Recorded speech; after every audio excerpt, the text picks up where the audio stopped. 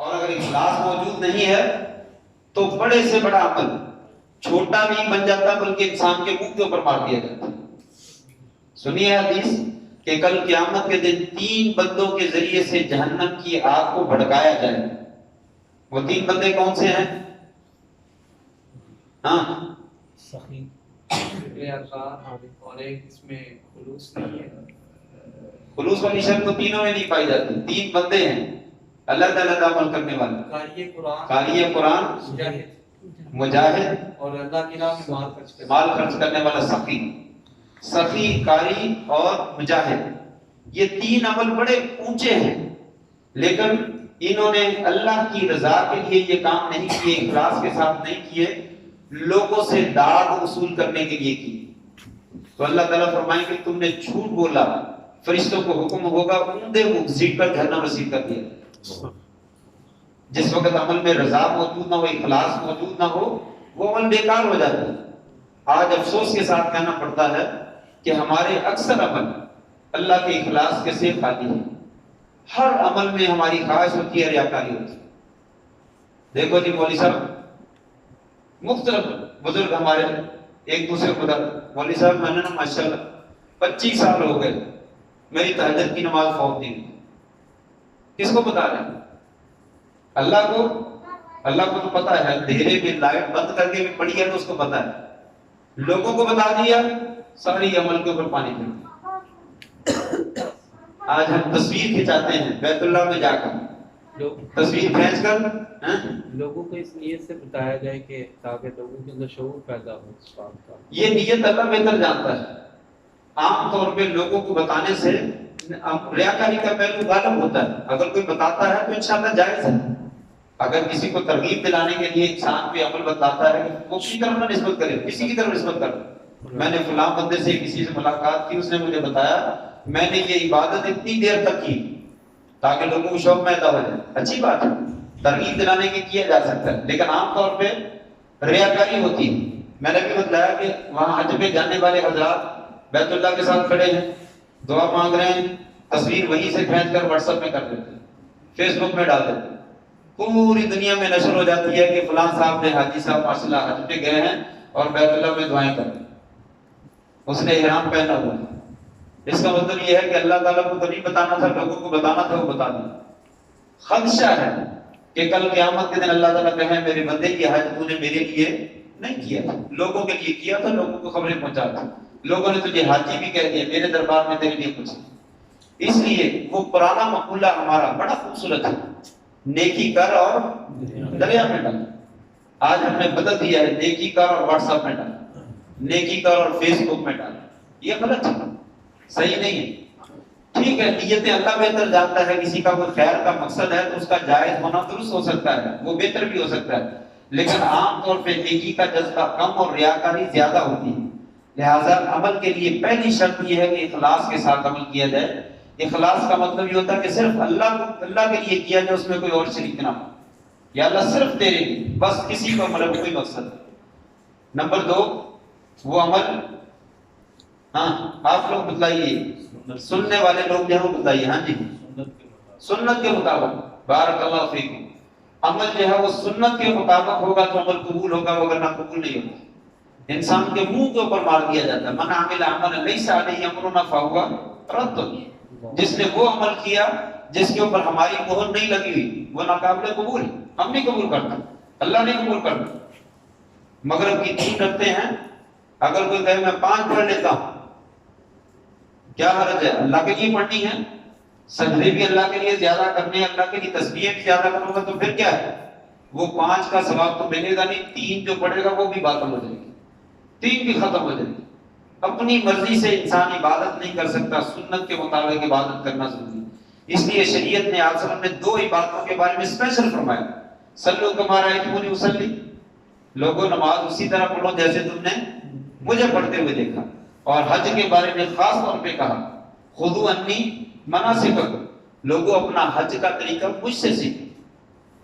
لہذا عمل کے لیے ضروری ہے کہ وہ سنت کے مطابق ہو، وگرنہ کر قیامت کے دن اللہ کے دربار میں قبول نہیں ہوگا۔ اس لیے ضروری ہے کہ یہ حج سیکھ کر جائے انسان کے، آپ سے نے کیسے حج کیا ہے۔ تیسری شرط یہ بھی بہت ضروری ہے، اس لیے کہ حج میں جو ہے وہ پیسہ لگایا جاتا ہے، لہذا وہ کمائی جو ہے وہ حلال کی، اگر حلال کی نہیں ہے تو یہ عبادت بھی ناقابل ہے۔ آپ سے نے فرمایا اللہ تعالیٰ مسافر کی دعا بڑی قبول کرتا ہے، لمبا سفر کر کے آیا ہو تو اللہ کریم فوراً دعا قبول کرتے ہیں، لیکن آپ نے فرمایا ایک بندہ بڑے دور سے سفر کر کے آیا، مٹی پڑی ہوئی ہے، کپڑے گندے ہیں، ہاتھ اٹھاتا ہے یا ربی یا ربی یا ربی، مطعمہ حرام ومشربہ حرام وملبسہ حرام وغذی بالحرام فأنی یستجاب له، اس کا کھانا پینا غذا ہر چیز لباس اس کا سب کچھ حرام کا ہے، لوگوں آپ کو معلوم ہے اس کی دعا کیسے قبول ہوگی؟ کون قبول کرے گا؟ حرام کی کمائی والے کی اللہ تعالیٰ دعا قبول نہیں کرتا۔ کہنا تو نہیں چاہیے لیکن یہ ہے کہ معلوم ایسے ہی ہوتا ہے۔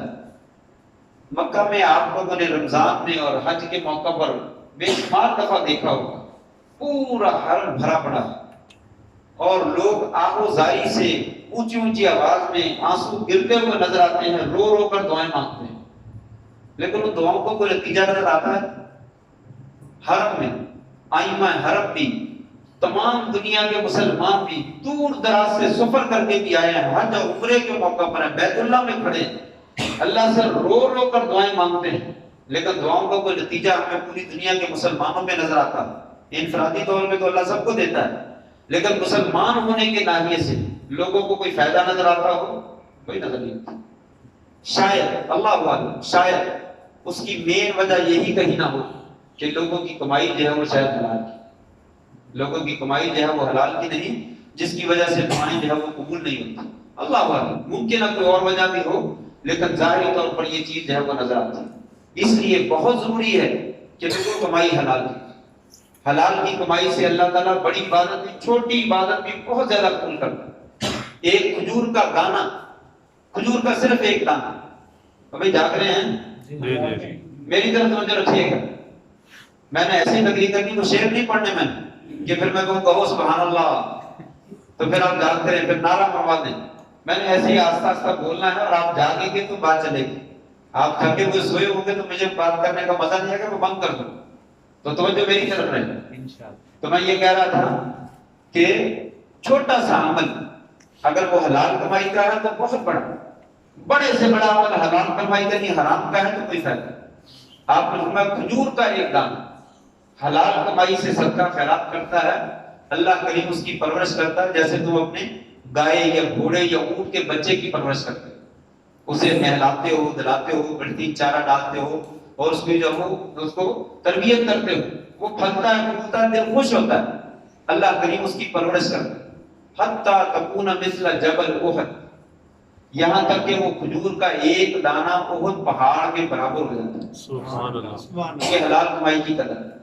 لوگوں آج دنیا میں وہ انسان اللہ کا ولی ہے، بہت بڑا ولی ہے، جو صرف 5 وقت کی نماز پڑھتا ہے اور حلال کھاتا ہے، 5 وقت کی نماز پڑھتا ہے اور حلال کھاتا ہے۔ میں قسم اٹھا کر کہتا ہوں وہ اس وقت دنیا کا بہت بڑا وقت، بہت بڑی نیکی ہے یہ۔ افسوس کہ آج مسلمانوں میں یہ حلال اور حرام کی تمیز باقی نہیں ہے، بس پیسہ آنا چاہیے جہاں کہیں سے بھی آتا ہے۔ بہرحال یہ بہت ضروری ہے میرے لیے بھی، آپ کے لیے بھی اور ہماری اولادوں کے لیے بھی۔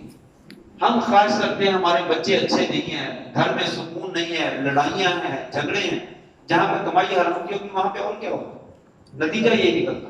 بہرحال بات دوسری طرف نہ چلی جائے، 3 شرطیں ہیں عمل کی قبولیت کے لیے، خاص طور پہ حج کی قبولیت کے لیے، کہ انسان جو ہے وہ اخلاص کے ساتھ عبادت کرے، سنت کے مطابق عمل کرے، اور انسان کی کمائی جو ہے وہ حلال کی ہونی چاہیے۔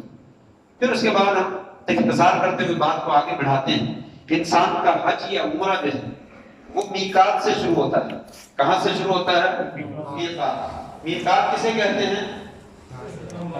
جہاں سے احرام باندھا جاتا ہے۔ ایسے ہی سمجھ لیجئے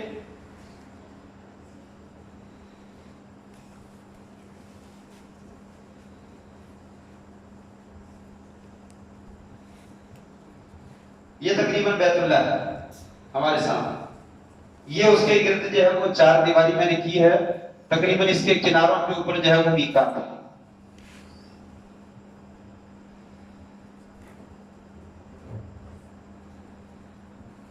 کتنے میقات؟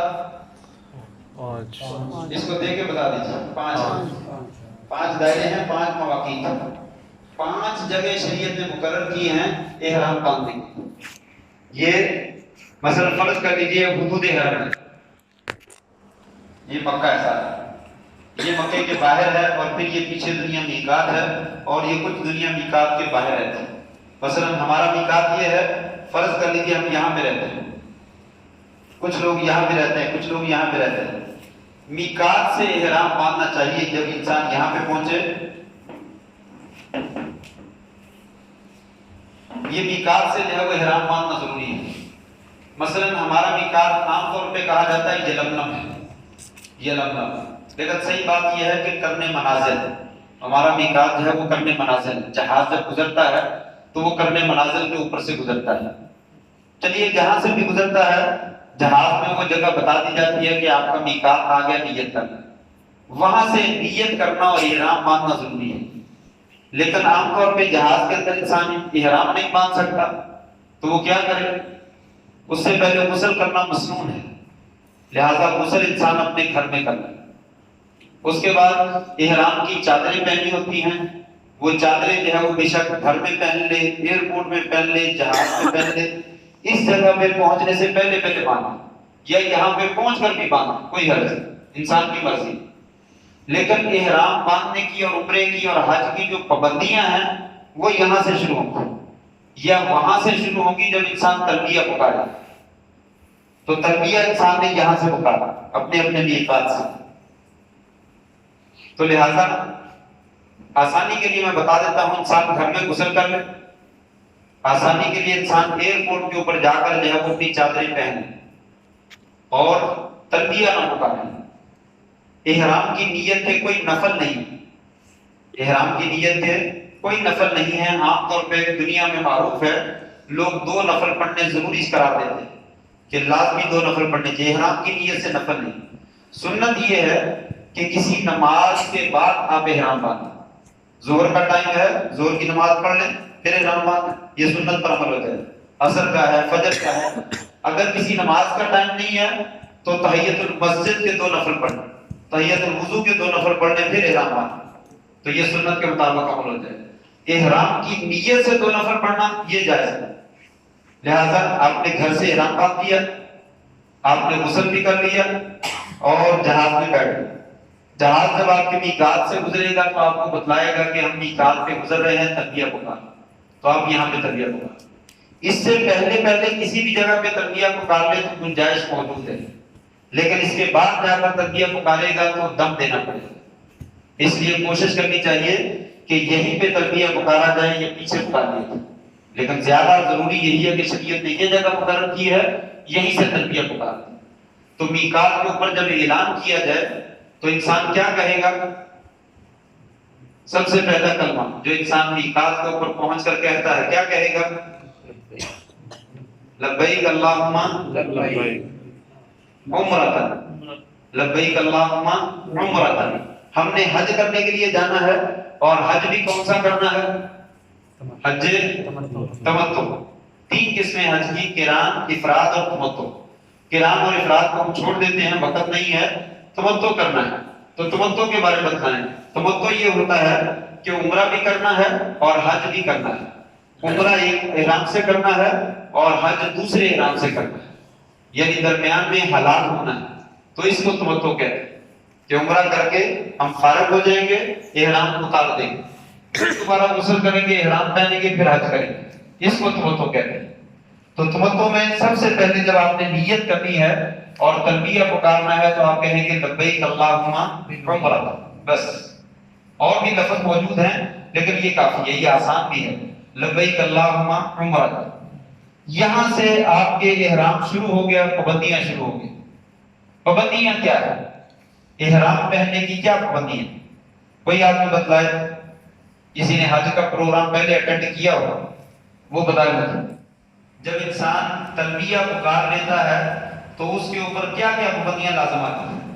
بولیے کوئی آدمی، کوئی ایک آدھی چیز ہے، آپ بتائیے، آپ نے تو پروگرام اٹینڈ کیا ماشاءاللہ، کیا پابندیاں لازم آتی ہیں؟ نمبر 1 سلا ہوا لباس نہیں پہننا. سب سے پہلی پابندی یہ ہے جب انسان لبیک اللہم عمرۃ کہے گا اس کے کہنے سے پہلے چاہے کر لے چاہے یہ کلمہ کہنے کے فوراً بعد کر لے.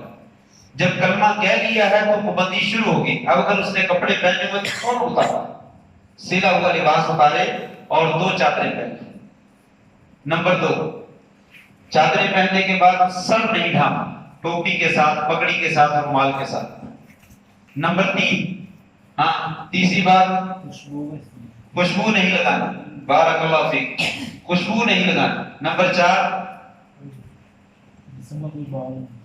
احسن جسم کے بال نہیں کاٹنے, کسی قسم کے سر کے, بغلوں کے, کسی بھی جگہ کے بال نہیں کاٹنے. نمبر 5 ایک چیز اور, ایسی جوتی کا ناخن نہیں کاٹنا, ناخن نہیں کاٹنا. یہ 5 چیزیں ہیں. پھر دوبارہ سن لیجئے, یہ سلا ہوا لباس نہیں پہننا. نمبر 2 سر نہیں ڈھانپنا. نمبر 3 خوشبو نہیں لگانی.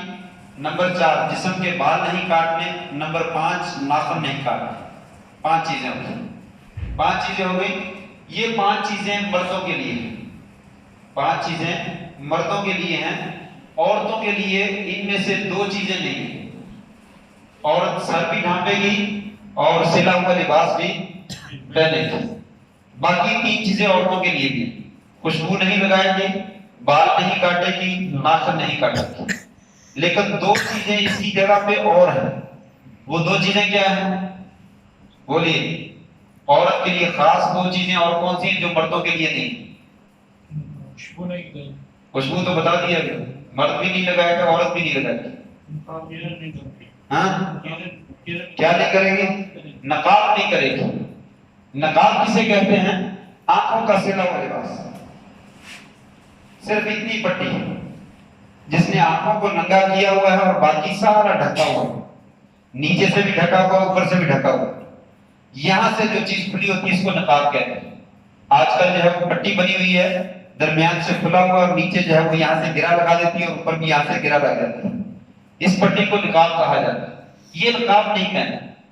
اگر وہ چادر لے کر بڑی اس کا پلو نیچے گرا لیتی ہے اور پردہ کر لیتی ہے تو انشاءاللہ جائز ہے, کوئی حرج نہیں.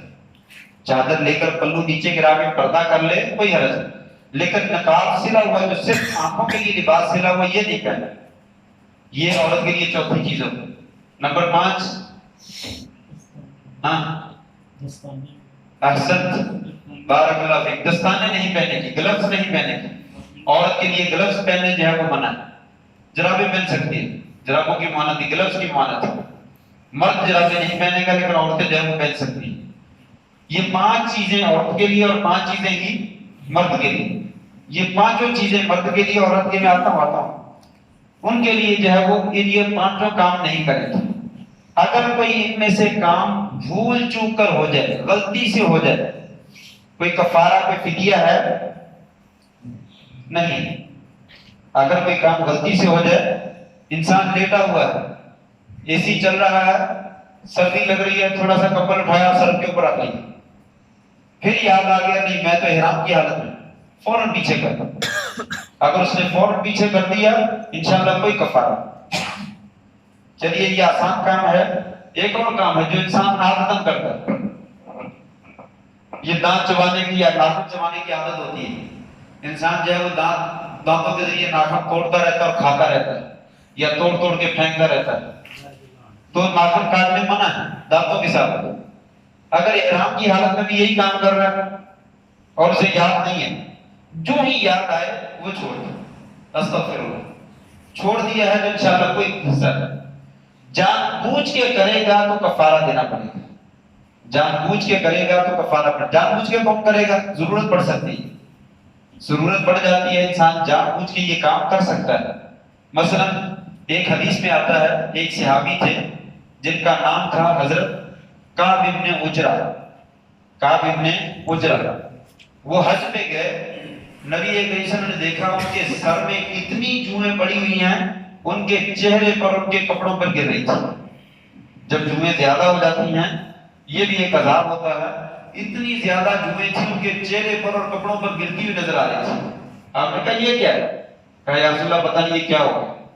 آپ نے فرمایا جاؤ جا کر نائی کو بولو میرا سر احرام پہنا ہوا ہے، آپ نے کیا کہا جاؤ جا کر سر مڑوا کے کفارہ دو۔ یہ ہے جان بوجھ کر، کہ جان بوجھ کے بسا اوقات کام کرنا پڑ سکتا ہے تو انسان کر گزرے لیکن فدیہ دے۔ یہ 5 کاموں کا انسان فدیہ دے۔ فدیہ کیا ہے معلوم ہے کسی کو؟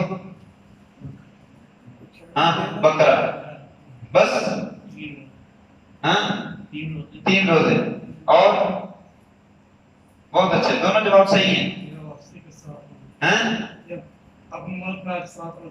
روزے نہیں، اس میں روزے ہیں لیکن واپسی پہ نہیں، جہاں مرضی رکھ لے وہاں رکھ لے، یہاں قربانی دے دے جسے ہم دم کہتے ہیں، یا 3 روزے رکھ لے، یا 6 مسکینوں کو کھانا کھلا دے۔ یہ 3 کاموں میں سے کیا ہے؟ صرف ان 5 کاموں میں یہ فدیہ ہے کہ 3 روزے رکھ لے، نہیں رکھنا چاہتا 6 مسکینوں کو کھانا کھلا دے، نہیں کھلانا چاہتا ایک دم دے دے۔ دم کا مطلب یہ ہے کہ ایک بکرا یا دبا ذبح کر کے مکہ میں تقسیم کر دے۔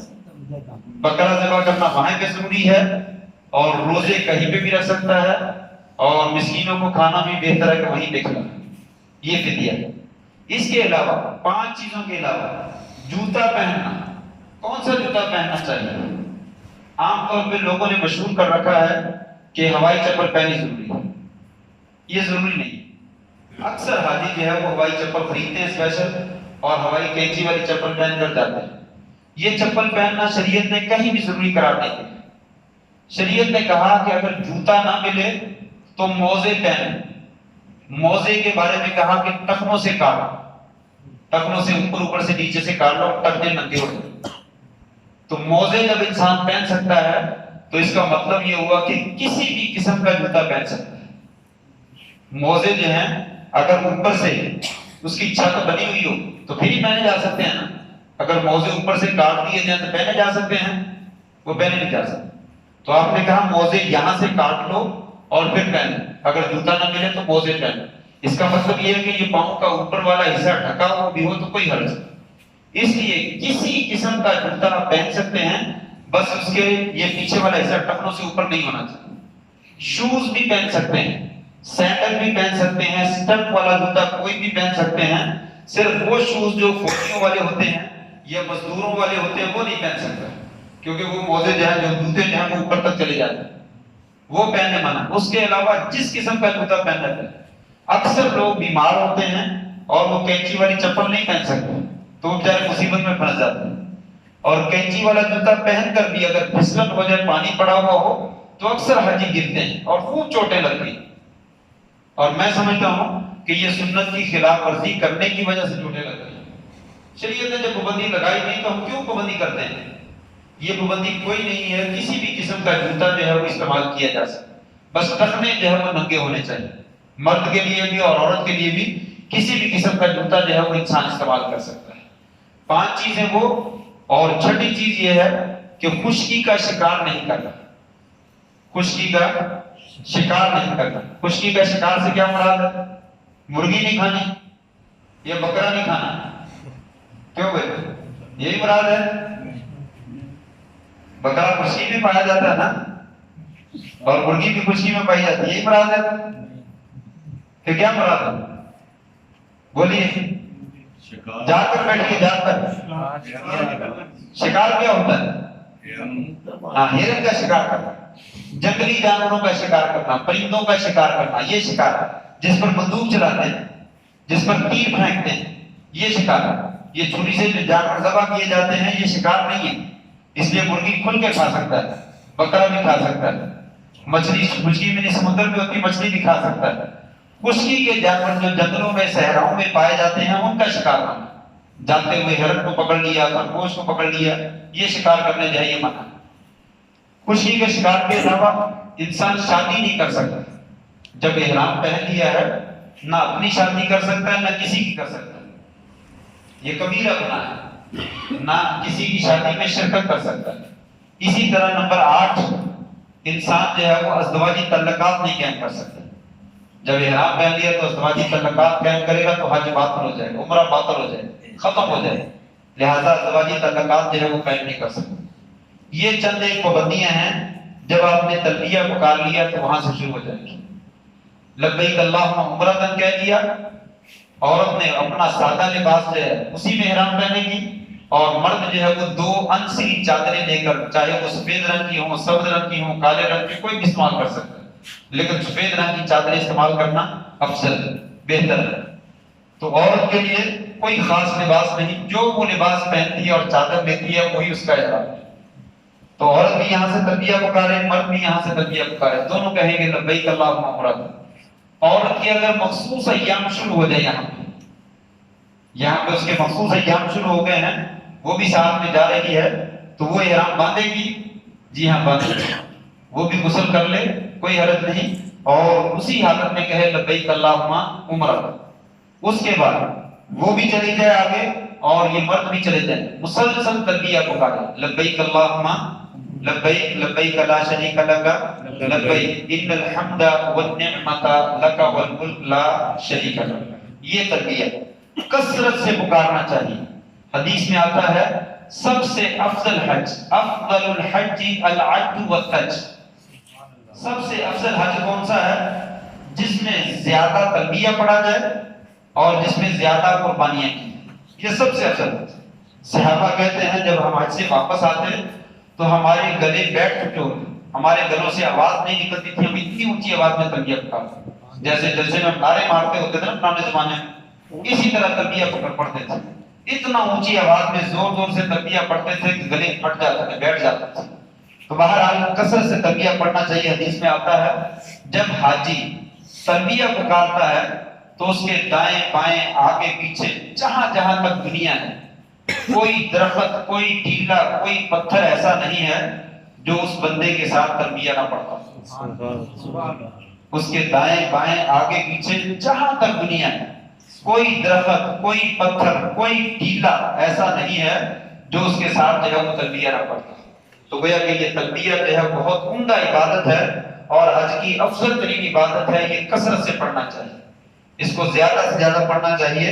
بلکہ میں تو اکثر اپنے لیکچر میں ذکر کرتا ہوں کہ یہ تلبیہ کیا ہے؟ حج کا نچوڑ ہے. حج کا کیا ہے؟ نچوڑ ہے، خلاصہ ہے. اگر یہ تلبیہ کسی آدمی کا زبان سے چلتے چلتے دل تک نہیں پہنچا تو اس نے حج نہیں کی. اگر یہ دل میں اتر گیا ہے تو انشاءاللہ اس کا حج جو ہے اس کے کام آ گیا. کہا لوگوں یہ کثرت سے پڑھو کہ یہ صرف زبان پہ نہ رہ جائے بلکہ دل میں اتر جائے. اس کا مطلب کیا ہے؟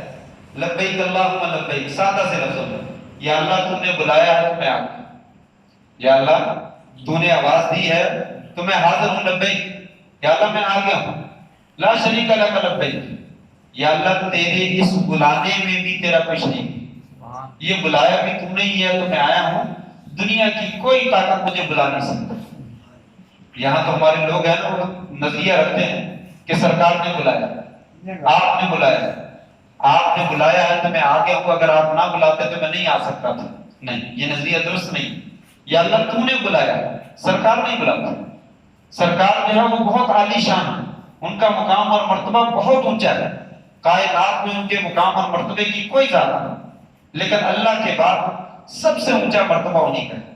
لیکن جو اختیارات اللہ تعالیٰ کے ہیں وہ اختیارات اللہ تعالیٰ نے اپنے نبی کو عطا نہیں کی. سرکار مکہ سے ہجرت کر کے مدینہ چلی گئی، سرکار مکہ سے ہجرت کر کے مدینہ چلی گئی، روتے ہوئے یہاں سے نکلی.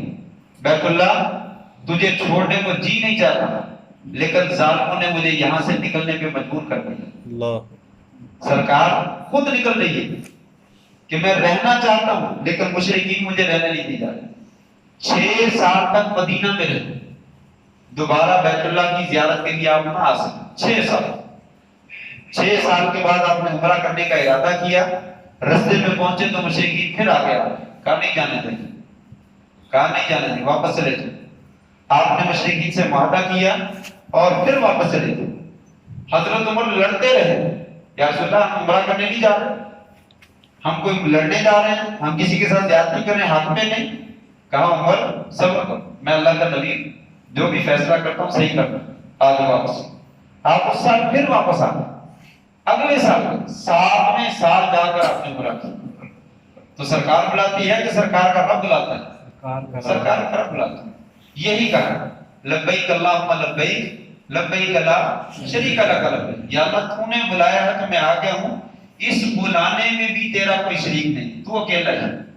ان الحمد، تمام تعریفیں، جتنی تعریفیں بھی اللہ تیری، کسی کی نہ کسی مولوی کی، نہ کسی ولی کی، نہ کسی شہید کی، یا کسی کائنات کے کسی فرد کی کوئی تعریف نہیں.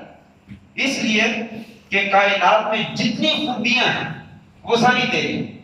اگر کسی بندے نے کوئی کام کر کے دکھایا ہے، یہ ایسی بنایا ہے، تو یہ اس کا بھی کوئی کمال نہیں. اس لیے کہ اس کے سر میں، اس کے اندر دماغ جو پیدا کیا ہے، ذہانت جو پیدا کی ہے، وہ بھی تو نے پیدا کی.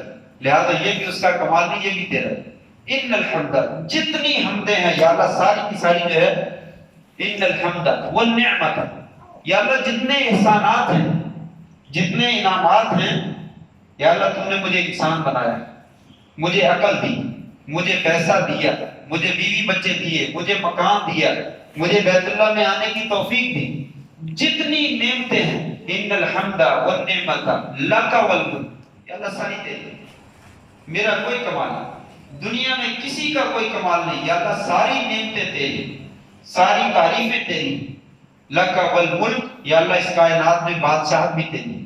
لا شریک لک، یا اللہ ان تمام چیزوں میں تیرا کوئی شریک ہے. نچوڑ حج کا یہ خلاصہ ہے، یہی ہے کہ بیت اللہ کے پاس جانا ہے تو لوگوں جتنے معبودان باطلہ ہیں، جتنے اللہ کے شریک ہیں، سب کی نفی کرتا ہوں. کوئی کچھ نہیں ہے، سب کچھ لا کی تلوار کے ساتھ سب ذبح کر.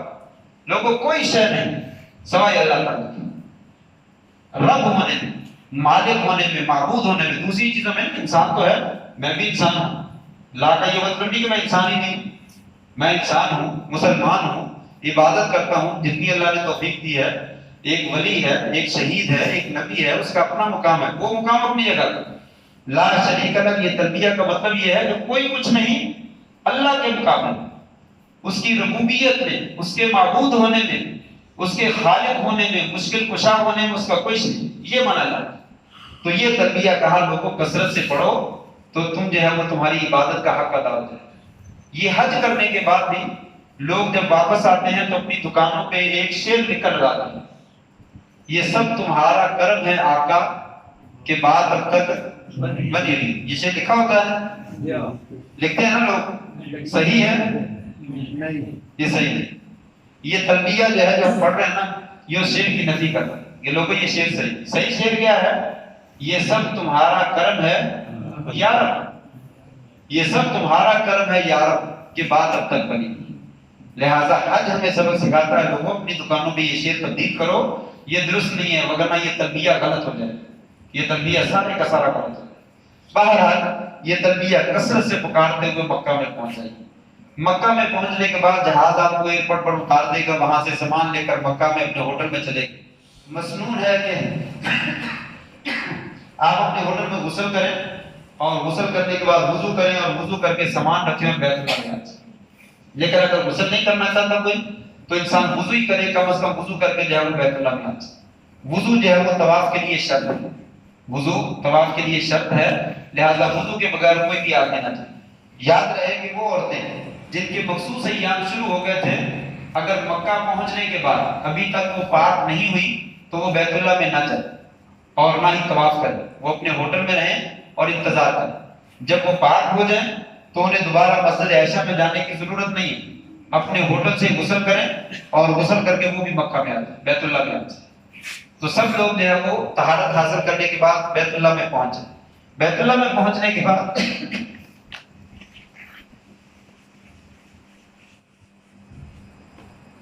تھوڑا سا اس کو بڑا کر دیں.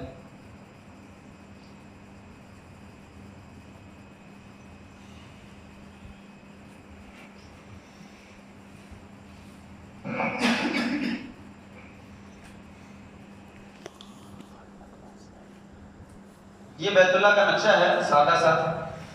انسان جو ہے وہ وضو کر کے بیت اللہ میں پہنچ گیا تو سب سے پہلے طواف کرنا ہے. طواف میں کتنے چکر ہوتے ہیں؟ 7 ہی لگانے ہیں، 6 نہیں لگانے، 8 نہیں لگانے.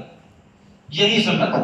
کہ جتنا کام کہا گیا اتنا ہی کرنا، نہ اس سے کم کرنا ہے نہ اس سے زیادہ کرنا، ہر جگہ پہ، حج میں بھی، نماز میں بھی اور ہر عبادت میں یہ مستقل کام ہے، لوگوں نہ کم کرو نہ زیادہ کرو، یہ غلو ہے، غلو جو ہے وہ اسلام میں جائز نہیں کہ کوئی کمی کرتا ہے یا زیادہ کرتا۔ وضو کر کے حجر اسود کے سامنے آ جائے، یہ کونا حجر اسود ہے، حجر اسود کے سامنے آ جائے، اس کے سامنے سیدھی لائن کے کسی بھی جگہ پہ آ جائے، یہاں پہ آ جائیں یا یہاں پہ آ جائیں، اگر رش نہ ہو تو انسان کے لیے مسنون ہے کہ وہ کیا کرے، جا کر حجر اسود کے اوپر اپنا منہ رکھے، بسم اللہ اللہ اکبر، اور اس کو بوسہ دے، حجر اسود کو بوسہ دے۔ حجر اسود جو ہے یہ کہا جاتا ہے یہ جنت کا درخت ہے، یہ جنت کا پتھر ہے، یہ جنت سے آیا تھا تو یہ دودھ سے زیادہ سفید تھا، اور اس کو بنو آدم کے گناہوں نے اس کو سیاہ کر دیا، یہ کالا ہو گیا۔ بہرحال اس کو چومنا یہ بہت بڑی سعادت ہے، انسان کے گناہ اس کے ذریعے سے معاف ہوتے ہیں، لیکن یاد رہے کہ یہ صرف اس کو چومنا سنت ہے، فرض نہیں، طواف کا رکن نہیں ہے، شرط نہیں ہے، اگر کوئی نہ بھی چومے گا تو طواف انشاءاللہ ہو جائے، یہ سنت ہے۔ لہذا سب سے پہلا کام یہ ہے کہ اگر ممکن ہو تو انسان حجر اسود کے اوپر آئے اور آ کر اس کو چومے، اگر وہ چوم نہیں سکتا اس کو ہاتھ لگا سکتا ہے تو ہاتھ لگائے اور ہاتھ کو چوم لے، اگر یہ بھی ممکن نہیں ہے تو دور سے کھڑا ہو کر اشارہ کرے بسم اللہ اللہ اکبر، پھر اس کے بعد چومنے کی ضرورت نہیں، صرف دو جگہ پہ چوما جاتا ہے، یا تو براہ راست حجر اسود کو چوم لے، یا ہاتھ لگائے یا کوئی چیز لگائے پھر اس کو چوم لے، اگر ہاتھ نہیں یہ دور ہے تو دور سے اشارہ کرے بسم اللہ اللہ اکبر، پہلی دفعہ بسم اللہ اللہ اکبر کہنا چاہیے، اور پھر باقی چکروں میں صرف اللہ اکبر، اتنا ہی کافی ہے۔ تو بسم اللہ اللہ اکبر کہہ کے تینوں کاموں میں سے جو کام ممکن ہے وہ کر لے اور اپنے طواف کا جو ہے وہ آغاز کرے۔ یاد رکھیے کہ اس حجر اسود کو چومنا جیسا کہ میں نے کہا شرط اور رکن اور فرض نہیں ہے، کچھ لوگ سمجھتے ہیں کہ اصل عبادت ہے ہی نہیں، اگر حجر اسود کو میں نے بوسہ نہیں دیا تو لوگ کیا کہیں گے، بات پھر وہیں پہ آ جاتی ہے کہ اللہ کی رضا مقصود نہیں ہے، لوگ بار بار پوچھیں حجر اسود کو چوما تھا نہیں، وہ کوئی تھا تو نے کیا کیا، تو انسان سمجھتا ہے شاید میرا حاجی سارا ختم ہو گیا، حجر اسود کو میں نے نہیں چوما تو حاجی کے، ایسی کوئی بات لوگوں کو نہ بتائیے، اس کو بولیے چوما تھا تو پھر بھی ٹھیک ہے، نہیں چوما تو پھر آپ کو کیا ہے، آپ نے مجھے بدلہ دینا ہے، میرے نامہ اعمال میں ثواب میں کمی بیشی کرنی ہے، کوئی کیوں پوچھ رہے ہیں، چوما تھا تب بھی ٹھیک ہے، نہیں چوما تب بھی ٹھیک ہے۔ تو حجر اسود کو بوسہ دینا ممکن ہو تو دیجیے، نہیں ممکن تو اشارہ کر دیجیے، کوئی حرج نہیں۔ حضرت عمر رضی اللہ تعالیٰ عنہ نے کہا تھا اے حجر اسود میں جانتا ہوں تو جنت کا پتھر ہے، قیمتی پتھر ہے، لیکن تو کسی کو نفع نقصان نہیں دیتا، تو مشکل کشا نہیں ہے، حاجت روا نہیں ہے، تو ایک پتھر ہی ہے، اللہ کی قسم اگر میں نے اپنے پیارے نبی صلی اللہ علیہ وسلم کو تجھے بوسہ دیتے ہوئے نہ دیکھا ہوتا میں تجھے کبھی نہ چومتا۔ اس کا مطلب یہ ہوا کہ ہر قیمتی چیز جو ہوتی ہے وہ چومنے کے قابل نہیں ہوتی۔ ہم لوگ جو ہے وہ عقیدت کے مارے جو ہے پورا بیت اللہ چومنا شروع کر دیتے ہیں، یہاں بھی چومتے ہیں، ادھر سے بھی چومتے ہیں، ادھر سے بھی چومتے ہیں، ادھر سے ہر جگہ پہ جہاں جگہ مل جائے وہاں چومنا شروع کر دیتے ہیں۔ یہ چومنا کوئی عبادت نہیں ہے، یہ چومنا وہیں پہ عبادت ہے جہاں پہ آپ صلی اللہ علیہ وسلم نے ہمیں بتایا، آپ صلی اللہ علیہ وسلم نے اس پتھر کے علاوہ، اس کونے کے علاوہ بیت اللہ کی کسی جگہ کو نہیں چوما، کسی جگہ کو نہیں چوما، صرف اسی کو چوما۔ اس لیے حضرت عمر نے کہا کہ میں نے اپنے پیارے سونے حبیب کو تجھے چومتے ہوئے نہ دیکھا ہوتا تو کبھی نہ چومتا، میں تو آپ کی قضا میں چومتا ہوں، تو لہٰذا موقع مل جائے تو چوم لے، بہت اچھی بات ہے، نہ ویسے بھی لے۔ یہاں پہ سامنے آنے کے بعد مرد حضرات جو ہے وہ اپنا دایاں کندھا نہ کرتا ہے، جسے استباء کہا جاتا ہے، اپنی چادر جو ہے یہاں سے نیچے سے نکال لے اور بائیں کندھے پہ ڈال، اسے کیا کہتے ہیں، استباء، استباء کہتے ہیں، یہ سنت ہے۔ کس وقت سنت ہے؟ طواف قدوم میں، طواف قدوم میں سنت ہے۔ طواف قدوم کسے کہتے ہیں؟ کیوں بھائی بتائیے، سوال کا جواب دیجیے، طواف قدوم کسے کہتے ہیں؟ جو جاگ رہے ہیں وہ جواب دیں، جو سو رہے ہیں وہ شاید نہ جواب دیں۔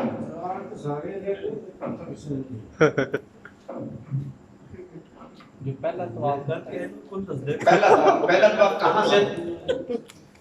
سن لیجیے بتاؤں گا انشاءاللہ۔ طواف قدوم کہتے ہیں جو لوگ مکہ سے باہر سے آتے ہیں اور باہر سے مکہ میں داخل ہو کر پہلا طواف کرتے ہیں اسے طواف قدوم کہتے ہیں. جو آدمی باہر سے آیا ہے اور مکہ پہنچ گیا, مکہ پہنچنے کے بعد جو پہلا طواف کریں گے اسے طواف قدوم. اس کے بعد اگر آپ مکہ سے نہیں نکلے اور مکہ میں رہتے وہ دوسرا تیسرا چوتھا پانچواں طواف کریں تو اس کو طواف قدوم نہیں کہتے. اگر آپ پھر مکہ سے نکل گئے باہر چلے گئے اور باہر سے پھر عمرہ کرنے کے لیے آئے ہیں پھر آ کر جو پہلا طواف کریں گے پھر طواف قدوم ہو جائے. تو یہ استباء. اور دوسرے سنت ہے رمل. رمل کسے کہتے ہیں؟ تیز دوڑنے, بچنے کو, بھاگنے کو, آہستہ آہستہ جتنا بھی انسان ممکن ہو دوڑے, یہ دوڑنا رمل ہے. یہ دونوں چیزیں سنت ہیں. کس میں؟ طواف قدوم. جو بھی طواف قدوم ہوگا اس میں یہ سنت ہوگی, طواف قدوم نہیں ہے تو اس میں یہ دونوں سنت ہیں. دایاں کندھا ننگا کرے اور پہلے 3 چکر جو ہے وہ بھاگ کر لگائے. ہاں اب بھی ہے وہ تو اس وقت صحابہ کرام اس کے کہا جائے کمزور تھے, یہ اب بھی لازم. ہاں یہ اب بھی سنت ہے. اس وقت ضرورت کے تحت تھا لیکن اس کے بعد ہمیشہ کے لیے سنت بنا دیا. اس کے بعد جو ہے وہ ہمیشہ کے لیے اس کو سنت بنا دیا گیا. جو بھی آدمی طواف قدوم کرنے کے لیے آئے گا وہ دوڑے گا. بلکہ دشمن تو اس وقت ایک جانب میں بیٹھے ہوئے تھے تو مسلمان اس وقت صرف اسی جانب سے دوڑتے تھے جس جانب آتے, دوسری جانب آتے تو آرام سے کھڑے ہو جاتے. اب یہ ہے 3 چکر پوروں میں یہ سنت ہے. اب یہ دشمن کو دکھانے کے لیے نہیں ہے بلکہ صرف آپ کے کہنے پر یہ سنت ہے تو ہم سنت کو پورا کرتے ہیں. تو طواف قدوم میں یہ استباء بھی سنت ہے اور رمل بھی سنت ہے. یاد رہے یہ حصہ جو ہے اسے کیا کہتے ہیں؟ خطیب. خطیب یہ حتیب کا حصہ وہ ہے. مشرکین مکہ جب بیت اللہ تعمیر کر رہے تھے تو یہاں پہ خرچہ ختم ہو گیا, انہوں نے اتنا حصہ بیت اللہ کا چھوڑ دیا. آپ صلی اللہ علیہ وسلم نے بھی اس کو تعمیر کرنا چاہا تو لیکن یہ کہہ کر چھوڑ دیا, لوگوں آپ کی امت جو ہے وہ لوگ جو ہے وہ نئے نئے مسلمان ہوئے ہیں, میرے اوپر الزام لگائیں گے کہ اس نے تو قبلہ بھی تبدیل کر دیا, بیت اللہ بھی چینج کر دیا, لہذا آپ نے نہیں. اس کا مطلب یہ ہوا مصلحت کی خاطر کچھ کام چھوڑے جا سکتے ہیں. لوگ جو ہے جن کو 2 مسئلے آنے شروع ہو جاتے ہیں تو مولویوں کے خلاف فتوے دینے شروع کرتے ہیں. مولوی بنے مسئلے نہیں پتا, ڈرتا کیوں؟ کھل کے کام کر کی وجہ سے شریعت کا صحابہ کا ڈرتا کیوں نہیں؟ مولوی ہوتا ہے, عالم پڑھا لکھا ہے, دین ہے اس نے سیکھا ہے, اس نے کوئی کام کیا ہے تو دین شریعت میں کوئی گنجائش ہے تو کیا. ہمیں 2 مسئلے آنے شروع ہو جاتے ہیں مولوی سے اوپر پہنچ جاتے ہیں. نہیں, علماء کا ادب کرنا چاہیے, احترام کرنا چاہیے. اگر آپ کو کوئی اشکال بھی ہے تو بڑے ادب کے ساتھ, مولوی صاحب یہ مسئلہ کیسے ہے, کیا ایسے نہیں ہے, یہ دلیل نہیں, کوئی اس کے خلاف کوئی دلیل ہے, اس سے پیار اور محبت سے بیٹھ کر مسئلے سے حل نہیں کر لی جائے. فتوے نہ دیے نہیں ہے نو کی پتہ ہوتا ہی کچھ نہیں ہے, میں گلا ہی مارتا ہوں, یہ نہیں, یہ درست نہیں, ایسا نہیں کرنا چاہیے. بہرحال آپ صلی اللہ علیہ وسلم نے یہ حتیب دوبارہ تعمیر نہیں کیا. تعمیر کر سکتے تھے, نبی تھے, فتح مکہ ہو کر ساری سلطنت آپ کے ہاتھ میں آ گئی, تب بھی کر سکتے تھے, آپ نے نہیں کیا, چھوڑ دی. اس کا مطلب یہ ہوا کہ کچھ کام ایسے ہوتے ہیں مصلحت کی خاطر چھوڑے جا سکتے ہیں, گنجائش موجود ہوتی ہے, لہذا وہ چھوڑ بھی دیے جائیں تو کوئی حرج نہیں. بہرحال چھوڑنے کی وجہ بھی آپ نے حضرت عائشہ سے کہا تھا, عائشہ یہ تیری قوم نئی نئی مسلمان ہوئی ہے, پہلے مشرکین مکہ ان کا خرچہ ختم ہو گیا تھا, ان کے پیسے جو حلال کی کمائی کو کہتے تھے, حلال کی کمائی لگانی ہے, وہ ختم ہو گیا. حلال کی کمائی, ہاں حلال کی کمائی تھی, حرام کی موجود تھی, وہ کہتے حرام کی موجود نہیں ہے تو چھوڑ دیا. بہرحال تو طواف کرتے وقت جو ہے چکر لگانا ہے آپ نے, یہاں سے اندر سے نہیں لگانا, یہ چکر جو ہے یہ باہر سے لگانا ہے, اس لیے کہ یہ بیت اللہ کا حصہ ہے, بیت اللہ کے اندر سے نہیں لگاتے, بیت اللہ کے باہر سے لگاتے ہیں. تو بہرحال یہ اس کے اوپر سے چکر لگایا, اگر یہاں سے لگایا تو یہ شمار نہیں ہوگا, اس کے باہر سے لگا. یہ جو کونا ہے اس کونے کو کیا کہتے ہیں؟ رکن یمانی. کیوں کہتے ہیں؟ احسن, بارک اللہ فیک, یہ یمن کی جانب میں ہے. یہ دونوں کونے جو ہیں اس جانب میں یمن ہے, ان دونوں کونوں کو رکنین یمانیین کہا جاتا ہے. رکنین یمانیین, ان دونوں رکنوں کو کیا کہتے ہیں؟ ہاں رکنین, میں بتانے لا رہا ہوں, بتاؤں گا انشاءاللہ, پوچھ رہا ہوں کہ توجہ آپ کی یہاں پہ رہے. آپ سب نے بھی سوال پوچھے تھے. کہ وہ کون سا درخت ہے جو ہمیشہ پھل دیتا ہے، ایسا ہے ایسا ہے ایسا ہے۔ صحابہ کرام خاموش ہوتے۔ عبداللہ ابن عمر کہتے مجھے معلوم ہوتا تھا جواب، میرا جی چاہتا جواب دوں، میں خاموش رہا۔ عمر کہتے کاش تو بول پڑتا، کاش تو جواب دیتا تو میرا سینہ فخر سے پھول جاتا، میرے بیٹے نے صحیح جواب دیا۔ تو اس کا مطلب سوال جواب کرنے اچھی بات ہے، نبی صلی اللہ علیہ وسلم نے سوال جواب کیا۔ تو بہرحال ان دونوں کونوں کو کیا کہتے ہیں؟ رکن شامیین۔ یہ شام کا علاقہ ہے، ادھر شام کا علاقہ، ادھر یمن کا علاقہ ہے۔ یمن کی مناسبت کو یمنی کہتے ہیں، کو شامی کہتے ہیں۔ تو بہرحال یہ کونے کو مشہور نہیں ہے اس لیے کہ یہاں پہ کوئی کام نہیں کیا جاتا، اس لیے لوگوں کو اس کا نام کو پتہ نہیں ہے، لیکن بہرحال نام رکھے گئے ہیں، شامیین کہتے ہیں، ان کو یمانیین کہتے ہیں۔ یہ رکن یمانی کے نام سے معروف ہے، رکن یمانی۔ اس رکن یمانی پر کیا کیا جاتا ہے؟ استلام۔ استلام کیا ہوتا ہے؟ چھونا، ہاتھ لگانا، چھونا، اشارہ کرنا، بوسہ دینا۔ ہاں بوسہ نہیں دینا، اشارہ نہیں کرنا، صرف ہاتھ لگانا، یہ بس۔ اگر موقع ملے تو گزرتے وقت اس کو ہاتھ لگائیں، اگر نہ موقع ملے تو ویسے ہی گزر جائے، اشارہ بھی کرنے کی ضرورت نہیں اور بوسہ بھی نہیں دینا۔ یہ بہت مہم ہے۔ اکثر لوگ یہاں پہ اللہ اکبر اللہ اکبر اللہ اکبر اللہ اکبر یہاں بھی خوب کرتے ہیں اور یہاں بھی خوب کرتے ہیں، یہ دونوں چیزیں سنت نہیں۔ 3 کام تھے، اگر وہ ہاتھ نہیں لگا سکا تو صرف اشارہ کرنا، اور یہاں پہ اشارہ بھی نہیں ہے، اور صرف یہاں پہ ہاتھ ہے، بوسہ لگانا، بوسہ دینا بھی نہیں، ہاتھ لگایا، اگر نہیں لگا سکتا تو ویسے گزر جائے۔ پھر اس کے بعد یہاں سے گزرتے ہوئے ربنا آتنا فی الدنیا حسنہ وفی الآخرۃ حسنہ وقنا عذاب النار، یہ دعا جو ہے یہ پڑھتا ہوا حجر اسود تک پہنچ جائے۔ تو یہااں سے یہ آپ کا ایک چکر پورا ہو جائے گا۔ یاد رہے طواف کے دوران کسی قسم کی کوئی دعا خاص نہیں۔ لوگوں کے ہاں اکثر کتابیں موجود ہیں، پہلے چکر کی دعا، دوسرے چکر کی دعا، تیسرے چکر کی دعا، چوتھے چکر کی دعا، یہ کسی حدیث سے ثابت نہیں۔ وہ جتنی بھی دعائیں ہیں وہ ساری پڑھی جا سکتی ہیں، کسی چکر میں پڑھ لیں، ساری کی ساری ایک چکر میں پڑھ لیں، ساری کی ساری ساروں چکر میں پڑھ لیں، آپ کی مرضی ہے، لیکن خاص کرنا یہ جائز نہیں کہ اس چکر میں یہی پڑھنی ہے۔ اس کا مطلب نتیجہ یہ نکلتا ہے کہ اکثر لوگوں کو یاد نہیں ہوتی، تو پتہ کیا کرتے ہیں؟ کتاب کھلی ہوئی ہے، کبھی ادھر ٹکر مارتے ہیں، کبھی ادھر مارتے ہیں، کبھی آگے کو کبھی پیچھے کو۔ یہ عبادت ہے، دعا کا بھی پتہ نہیں چل رہا، طواف کا بھی پتہ نہیں چل رہا، اللہ کے ساتھ توجہ بھی نہیں۔ تو عبادت ہے خشوع خضوع کا کرنا۔ آپ اردو میں مانگیے، پنجابی میں مانگیے، لیکن اللہ کے ساتھ ذہن اور دماغ پر حاضر ہو، تعلق قائم ہو، تو اس وقت اس طریقے سے دعا مانگیے۔ یہ تو بہت عمدہ قسم کی عبادت ہے، اعلیٰ قسم کی عبادت ہے۔ اور طواف ایک ایسی عبادت ہے جو پوری دنیا میں کسی جگہ پہ نہیں ہوتی۔ طواف ایک ایسی عبادت ہے پوری دنیا میں کسی جگہ پہ نہیں ہوتی، صرف بیت اللہ میں ہوتی ہے۔ تو یہاں پہ جا کر تو توجہ سے عبادت کرنی چاہیے، کتابیں بند کر زبانی کرے، جو دعائیں آتی ہیں زبانی پڑھ لیں، نہیں آتی تو پنجابی میں اللہ کو یاد کریں، اللہ سے مانگیں، یا اللہ میرے پاس شفا نہیں ہے، شفا دے، میں بیمار ہوں بڑی دیر سے، تیرے گھر میں آ گیا ہوں، اب تو دے، میں لینے کے بغیر نہیں جاؤں گا، تو نہیں دے گا تو کون دے گا؟ یا اللہ میرے پاس بیٹا نہیں ہے، بیٹا دے دے، اللہ بیٹی نہیں ہے، یا اللہ میری شادی نہیں ہو رہی، یا اللہ میرا کاروبار نہیں چلتا، کچھ بھی مانگی، اللہ میں نے گناہ کیا ہے مجھے معاف کر دے، تیرے گھر میں آ گیا ہوں، یا اللہ اس سے آگے تو کوئی اور گھر نہیں، اب نہیں تو معاف کرے گا تو کون کرے گا؟ یہ توجہ سے دعائیں مانگی، نہ کہ لا الہ الا اللہ سبحان، کیا ہے سبحان اللہ، کیا کچھ بتا کر اس کا کیا پڑھنا؟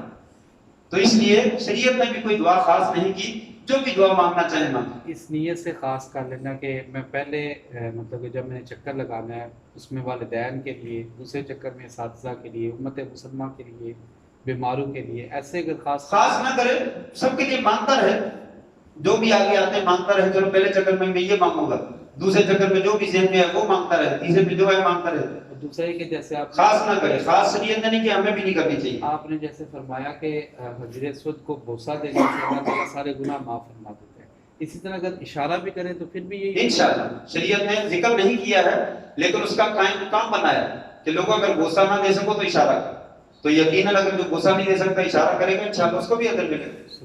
اللہ گھر کی امید رکھنی چاہیے۔ تو 3 چکر 7 چکر جو ہے اسی طریقے سے لگانا، ایک چکر ہم نے لگا دیا، طریقہ بتا دیا، 7 چکر اسی طریقے کے ساتھ لگائیں. 3 چکر دوڑ کر اگر موقع ملے، عموماً رش ہوتا ہے دوڑا نہیں جاتا ہے تو کوئی حرج نہیں، اگر موقع نہیں ملا تو کوئی حرج نہیں، عام چال میں چکر لگا. پھر 4 چکر عام چال میں چلے. 7 چکر جب پورے ہو جائیں تو یہاں پہ استلام کرنے کے بعد یہاں پہ مقام ابراہیم کے جو ہے وہ پیچھے آ جائے. مقام ابراہیم کے پیچھے جا کر جو ہے آیت پڑھے وَاتَّخِذُوا مِن مَقَامِ إِبْرَاهِيمَ مُصَلًّى، اور 2 رکعتیں نماز کی ادا کریں اگر پیچھے جگہ مل جائے. لیکن عام طور پہ رش ہوتا ہے اور جگہ نہیں ملتی، تو لہذا جگہ نہ بھی ملے پورے بیت اللہ میں کسی بھی جگہ پر کھڑے ہو کر 2 رکعتیں پڑھ لیں. اگر جگہ مل جاتی ہے تو بہت اچھی ہے، سنت ہے. اگر نہ ملے تو پورے بیت اللہ میں کہیں جگہ مل جائے وہاں پہ 2 رکعتیں پڑھیں. 2 رکعتوں میں کون سی سورتیں پڑھتے ہیں؟ سورۃ فاتحہ کے بعد کافرون، اور دوسری رکعت میں سورۃ اخلاص. پہلی رکعت میں قل یا ایھا الکافرون اور دوسری رکعت میں سورۃ اخلاص قل هو اللہ احد. یہ مسنون ہے، اگر یہ نہ پڑھی جا سکے دوسری صورتیں پڑھ لے تو کوئی حرج نہیں، نماز ہو جائے گی انشاءاللہ. لیکن افضل ہے کہ پہلی رکعت میں قل یا ایھا الکافرون اور دوسری رکعت میں قل هو اللہ احد جو ہے وہ پڑھی. پھر اس کے بعد جو ہے زمزم کے پانی کے پاس آ گئے، دعا زمزم کے پاس مانگ لے. نماز کے بعد دعا کا ذکر نہیں ہے، لیکن مانگنا چاہتا ہے مانگ لے، منع بھی نہیں کرتے، حکم بھی نہیں دیتے، اس لیے کہ آپ صلی اللہ علیہ وسلم نے 2 رکعتیں پڑھنے کے بعد دعا مانگی ہے. میرے علم میں تو نہیں، میرے علم میں نہیں ہے کہ آپ نے 2 رکعتیں پڑھی تھی اور دعا بھی مانگی تھی. اگر کوئی مانگتا ہے تو مانگ لے، بیت اللہ میں بیٹھا ہے جتنی مرضی مانگے، ہم منع نہیں کرتے. لیکن یہ کہے کہ آپ نے مانگی تھی ہم بھی مانگتے ہیں، تو میرا خیال ایسا نہیں. نبی صلی اللہ علیہ وسلم نماز کے بعد نہیں مانگی.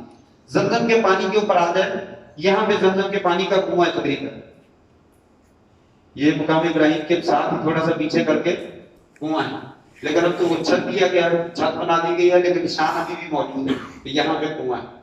اگر فرش ننگا ہو تو آپ وہاں پہ نشان بنا ہوا دیکھ سکتے ہیں، وہاں نشان بنا ہوا ہے. تو بہرحال اب پیچھے جو ہے وہ انہوں نے علیحدہ پانی پینے کی جگہ بنا دی ہے، وہاں پہ چلے جائیں.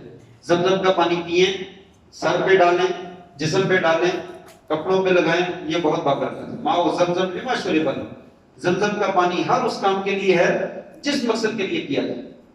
زمزم کا پانی ہر اس کام کے لیے ہے جس مقصد کے لیے کیا جائے. لہذا انسان کو اچھی نیت بنا کر جس مقصد کے لیے پینا چاہتا ہے پیے. بہت سارے لوگوں نے بتلایا ہے کہ ہمیں ڈاکٹروں نے لا علاج قرار دے دیا تھا، ڈاکٹروں نے کہا کہ آپ کی بیماری کا کوئی علاج نہیں. لیکن اللہ نے توفیق دی، ہم مکہ میں چلے گئے، ہم نے زمزم پیا، نہایا، دعا مانگی، اللہ تعالیٰ نے بیماری کو ایسے ختم کر دیا جیسے موجود ہے. سبحان اللہ. ڈاکٹر پریشان ہو گئے، رپورٹیں جو ہے وہ دیکھ کر پریشان ہو گئے، یہ ممکن ہے، یہ کہاں سے ہوگی؟ یہ زمزم کی برکت سے ہوگی. تو زمزم کا پانی بڑا بابرکت ہے، جتنے یقین سے پیا جائے اللہ تبارک و تعالیٰ اسی یقین کے ساتھ جو انسان کی خواہش پوری کر دیتے ہیں. تو بہرحال یہ بہت ہی بابرکت ہے، پینا بھی چاہیے، جسم پہ بھی لگایا جا سکتا ہے، اس سے وضو بھی کیا جا سکتا ہے، اس سے نہایا بھی جا سکتا ہے. اگر اللہ تعالیٰ زیادہ دے دے تو انسان نہانا چاہے تو نہا بھی سکتا ہے، شریعت نے تو منع نہیں کیا. بہت سے لوگ پتہ نہیں کیسی باتیں کرتے ہیں، اس کی چائے نہیں بنانی چاہیے، یہ پانی جو ہے وہ جلتا نہیں ہے، اس کی چائے نہیں بنتی، اس کا یہ نہیں ہوتا. نہیں، سب کچھ ہو جاتا ہے انشاءاللہ، کوئی ایسی بات نہیں.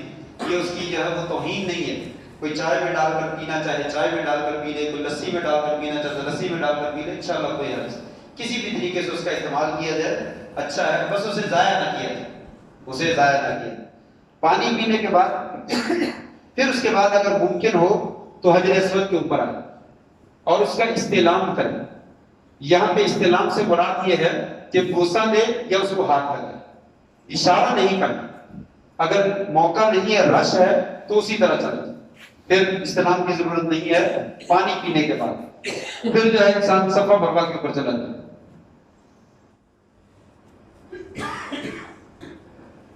یہ نیچے جو ہے وہ صفا پہاڑی ہے اور اوپر جو ہے وہ مروا ہے.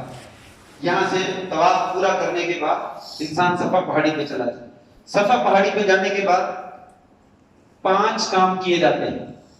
نمبر 1، آیت پڑھے ان الصفا والمروہ من شعائر. نمبر 2، تھوڑی سی درمیان میں جگہ اس میں بھاگنا. نہیں ابھی تو دعا شروع نہیں کیا، ابھی شروع کر. ہاں آپ کیا بتا رہے تھے؟ اللہ اکبر. یہ بات میں ہے، ٹھیک ہے، یہ بھی صحیح ہے، لیکن اس سے پہلے انسان کہے अब्दउ बिमा बदा अल्लाह बिही, मैं भी वहीं से शुरू कर रहा हूँ जहाँ से अल्लाह ने शुरू किया। अल्लाह ने कहाँ से शुरू किया? इन्ना सफा वल मरवा, पहले सफा का जिक्र किया फिर मरवा का, तो मैं भी सफा से शुरू कर रहा हूँ जहाँ से अल्लाह ने शुरू किया। अब्दउ बिमा बदा अल्लाह बिही, अब्दउ बिमा बदा अल्लाह बिही, 2 नंबर 3 दफा तकबीर कहे, अल्लाहु अकबर अल्लाहु अकबर अल्लाहु अकबर। नंबर 4 ये कलमा पढ़े, ला इलाहा इल्लल्लाह वहदहु ला शरीका लहू लहुल मुल्कु व लहुल हम्दु व हुवा अला कुल्लि शैइन कदीर। नंबर 5 एक और कलमा है, ला इलाहा इल्लल्लाह वहदहु अंजज़ वअदहु व नसर अब्दहु व हज़म अल अहज़ाब वहदहु। टाइम थोड़ा है, मैं तर्जुमा नहीं करता, आगे चलते हैं। ये 5 चीजें, सफा पहाड़ी पर पहुंचे तो ये 5 काम करें।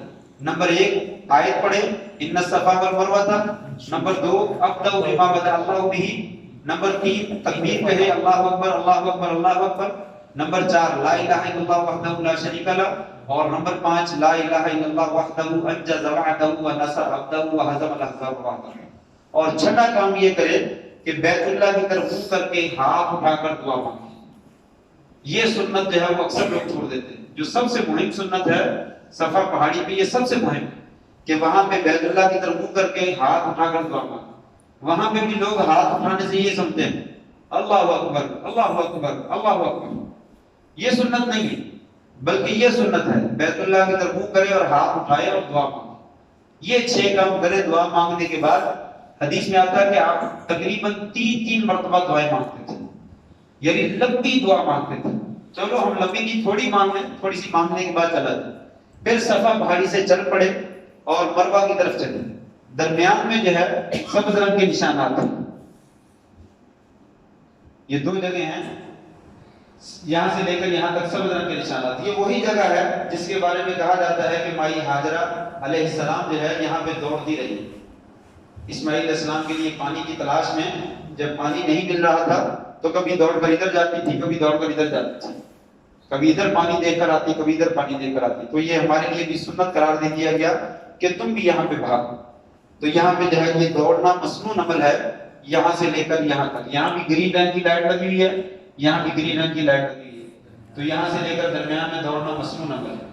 याद रहे यहाँ सफा पहाड़ी से लेकर मरवा तक पूरे चक्कर में उसी तरह जैसे तवाफ में कोई दुआ खास नहीं है, यहाँ भी कोई दुआ खास नहीं, यहाँ भी कोई दुआ खास नहीं। जो मांगना चाहते मांगे, को जो कुछ भी आप तलब करना चाहें, उर्दू में, अरबी में, पश्तो में, फारसी में, जिस जुबान में मांगना चाहें अल्लाह ताला से मांगे। जिक्र करना चाहते हैं सुभान अल्लाह अल्हम्दुलिल्लाह ला इलाहा इल्लल्लाह वल्लाहु अकबर वल्लाहु अल्हम्दुलिल्लाह, कुछ भी पढ़ना चाहें, कुरान पढ़ना चाहे पढ़ सकते हैं, जिक्र करना चाहे कर सकते हैं। जब मरवा पे पहुंच जाएं तो मरवा पे जाकर हमने यहाँ पे 6 काम किए थे, 6 में से 2 काम हज़फ कर दें, 2 काम छोड़ दें, बाकी 4 रह जाए। 2 कौन से छोड़ने हैं? पहले वाले इन्ना सफा वल मरवा, ये आयत नहीं पढ़नी, वो पढ़ ली हमने वहीं। अब्दउ बिमा बदा अल्लाह बिही, ये नहीं कहना, शुरू कर चुके हैं, आपको दोबारा कहने की जरूरत नहीं। बाकी 4 काम वही। नंबर 1 3 दफा तकबीर पढ़े, अल्लाहु अकबर अल्लाहु अकबर। नंबर 2 ला इलाहा इल्लल्लाह वहदहु 3 दफा पढ़े। नंबर 3 ला इलाहा इल्लल्लाह अंजज़ वअदहु व नसर अब्दहु व हज़म अल अहज़ाब वहदहु 3 दफा ये पढ़े। और नंबर 4 बैतुल्लाह की तरफ मुंह करके हाथ उठाकर दुआ मांगे। ये 4 काम यहाँ पे करे तो ये आपका 1 चक्कर हो जाएगा, यहाँ से लेकर यहाँ तक 1 चक्कर हो गया। फिर दूसरा चक्कर जो है इधर से उसी तरीके से वापस आए और यहाँ पे पहुंचने के बाद 2 चक्कर हो जाए, यानी आने और जाने का मुस्तकिल चक्कर है, अलग-अलग चक्कर है। एक आलिम है हमारे, मैं नाम नहीं लेता, बहुत ही मारूफ आलिम दीन, ये बताना चाहता हूँ कि हज सुनना, याद करके पढ़ाना ये और चीज है, प्रैक्टिकली करना जो है ये और चीज है। जब इंसान करता है ना तो बहुत कुछ भूल जाता है। तो यहाँ पे 2 लतीफे हैं। एक तो हमारे आलिम दीन थे, वो गए, वो कुछ ग्रुप में थे, तो ग्रुप साई करके फारग होकर चला गया। तो ये मौलवी साहब जो है बहुत देर से आए, वो क्या लगे तुम पहुंच कर लिया? कहते हमें तो घंटा 1.5 घंटा हो गया वापस आए हुए। हाँ आपने किया क्या है? मैं फिर कर गया, मैं तो थक गया कर करके। नहीं आपने क्या किया? कहते हो अल्लाह के बंदे, वो इतना लंबा चक्कर है, उसको जाने में और एक आने में फिर 1 चक्कर बनता है, आपने कैसे लिया? کہا کہ حضرت یہ ایک چکر یہ تو 2 بنتے ہیں. تو انہوں نے 14 چکر لگائے. بہت بڑے عالم دین ہیں, بہت بڑے عالم دین ہیں, بہت سارے لوگوں کو سبق پڑھایا ہے, لیکن وہاں جا کر بھول گئے. انہوں نے 2 چکر لگا کر کہا 1 چکر لگایا. اسی طرح حنفیوں کے بہت بڑے عالم دین ہیں ملا علی قاری, نام سن رکھا ہوگا, مشکات کی شرح لکھی ہے انہوں نے, ملا علی قاری, بہت بڑے عالم. وہ حج کرنے گئے تو بھول گئے, کوئی مسئلہ تھا وہ بھول گئے کہ یہاں کیا کرنا ہے. کوئی بندہ دیکھا داڑھی والا تو اس کو بلا لیا, السلام علیکم, کیا حال خیریت ہے یار, یہ مسئلہ تو بتاؤ یہ کیسے ہے. کہنے لگا آپ جب حج پہ آئے تھے تو ملا علی قاری کی کتاب نہیں پڑھی آپ نے؟ وہ بیچارہ دل میں ہنسنے لگا, اس کو کیا مطلب, ملا علی قاری تو تیرے سامنے کھڑا ہے. تو اس نے حج کے اوپر کتاب لکھی ہے, ملا علی قاری نے حج کا طریقہ لکھا ہے کہ کیسے کرنا ہے. تو وہ آدمی کہنے لگا تو ملا علی قاری کی کتاب پڑھ کے اپنا حج پہ آنا ہے تو پڑھ کے آنی چاہیے. تو انسان جو ہے جب حج کرتا تو بہت ساری چیزیں بھول جاتا ہے. تو کوئی حرج نہیں, اللہ تعالیٰ انشاءاللہ قبول کرنے والا. جس نے محنت کی ہے, کوشش کی ہے, پھر بھول گیا ہے, اللہ تعالیٰ قبول کر لے. لیکن ایک بندے نے محنت ہی نہیں کی, کچھ سیکھا ہی نہیں, پھر غلط کرتا ہے, پھر اللہ تعالیٰ ذمہ دار ہے, پھر وہ بتا ذمہ دار ہے. تو لہٰذا کوشش کرنی چاہیے. جی ہاں, یہ شرط نہیں ہے لیکن بہتر یہی ہے. اگرچہ شرط نہیں ہے, کسی بھی جگہ پہ یہ صراحت نہیں ہے کہ صرف مرد بھاگیں عورتیں نہ بھاگیں, لیکن اہل علم کا کہنا یہ ہے کہ بہتر ہے کہ مرد بھاگیں عورتیں نہ بھاگیں. اس لیے کہ عورتوں کے بھاگنے سے ان کے کپڑے اڑیں گے, پردہ جو ہے اڑے گا, ان کا جسم برہنہ ہو سکتا ہے, ان کے بال برہنہ ہو سکتے ہیں, بہت ساری چیزیں جو ہے وہ ظاہر ہو سکتی ہیں. اس لیے عورتوں کو نہیں بھاگنا چاہیے. یہ جو طریقہ آپ صفا مروا کی سعی کا بتا رہے ہیں, یہ عموماً جب بھی عمرہ کرنا ہے اس کا, یا صرف یہ حج کے ساتھ خاص؟ جب بھی عمرہ کرنا ہے, جب بھی عمرہ کرنا ہے, سعی جو ہے وہ اسی طرح کرنا ہے. یعنی کہ سعی کا یہی طریقہ ہے, عمرے میں بھی حج میں بھی 6 کام یہ, اور یہی 6 اور 4, 6 اور 4. تو یہ آپ کا 1 چکر ہو گیا, اور یہاں سے لے کر دوسرا چکر ہو گیا, دوسرے سے پھر یہاں تیسرا, اور پھر یہاں پہ چوتھا, اور یہ 5واں, اور یہ 6واں, اور یہ 7واں. 7واں کہاں پہ ہوگا؟ مروہ. مروہ پہ ختم ہوگا, صفا سے شروع ہو جائے. صفا میں جب 6 کام کرنے ہیں تو دوبارہ جب صفا پہ آنا ہے پھر 6 کام نہیں, 4 ہی کرنا ہے, پھر ہر چکر میں 4, صرف پہلی مرتبہ 6 ہیں, باقی ہر جگہ پہ 4. تو 4 کرتے ہوئے یہ آپ کا سعی ختم ہو جائے گی. سعی ختم ہونے کے بعد صرف ایک کام باقی, وہ کیا ہے؟ بال کٹوانے جو ہے وہ باقی ہیں. تو مرد حضرات جو ہے وہ پورے سر کے بال کٹوا لیں, یہ جائز ہے, اور ٹینٹ کروا دیں تو یہ بہت افضل ہے. ٹینٹ کروانا افضل ہے. آپ نے 3 مرتبہ دعا مانگی ہے جو ٹینٹ کرواتے ہیں, حلق کرواتے ہیں, ان کے لیے 3 مرتبہ آپ نے دعا کی, اور جو بال کٹواتے ہیں ان کے لیے آپ نے 1 دفعہ دعا کی. تو اس لیے بالوں کو کٹوانا جو ہے وہ افضل ہے, کٹوانا جو ہے وہ جائز ہے. لیکن یاد رہے 2 طرح کے, ایک استرے کے ساتھ اور ایک مشین میں. مشین کٹوانا ہی ہے. مشین جو ہے یہ کینچی سمجھیں کہ یہ کینچی لگوائی ہے, استرے کے ساتھ جو ٹینٹ کروائی جاتی ہے وہی اصل ٹینٹ, وہی حلق. لیکن یاد رہے کہ اگر حج کے دن قریب ہو کہ آج ہم نے جو ہے وہ عمرہ کیا ہے اور 2 دن کے بعد حج کے بعد پھر بال کٹوانے, تو پھر بال کٹوانے زیادہ بہتر ہے, تاکہ حج والے دن جو ہے انسان اس طرح جو ہے استعمال کرے.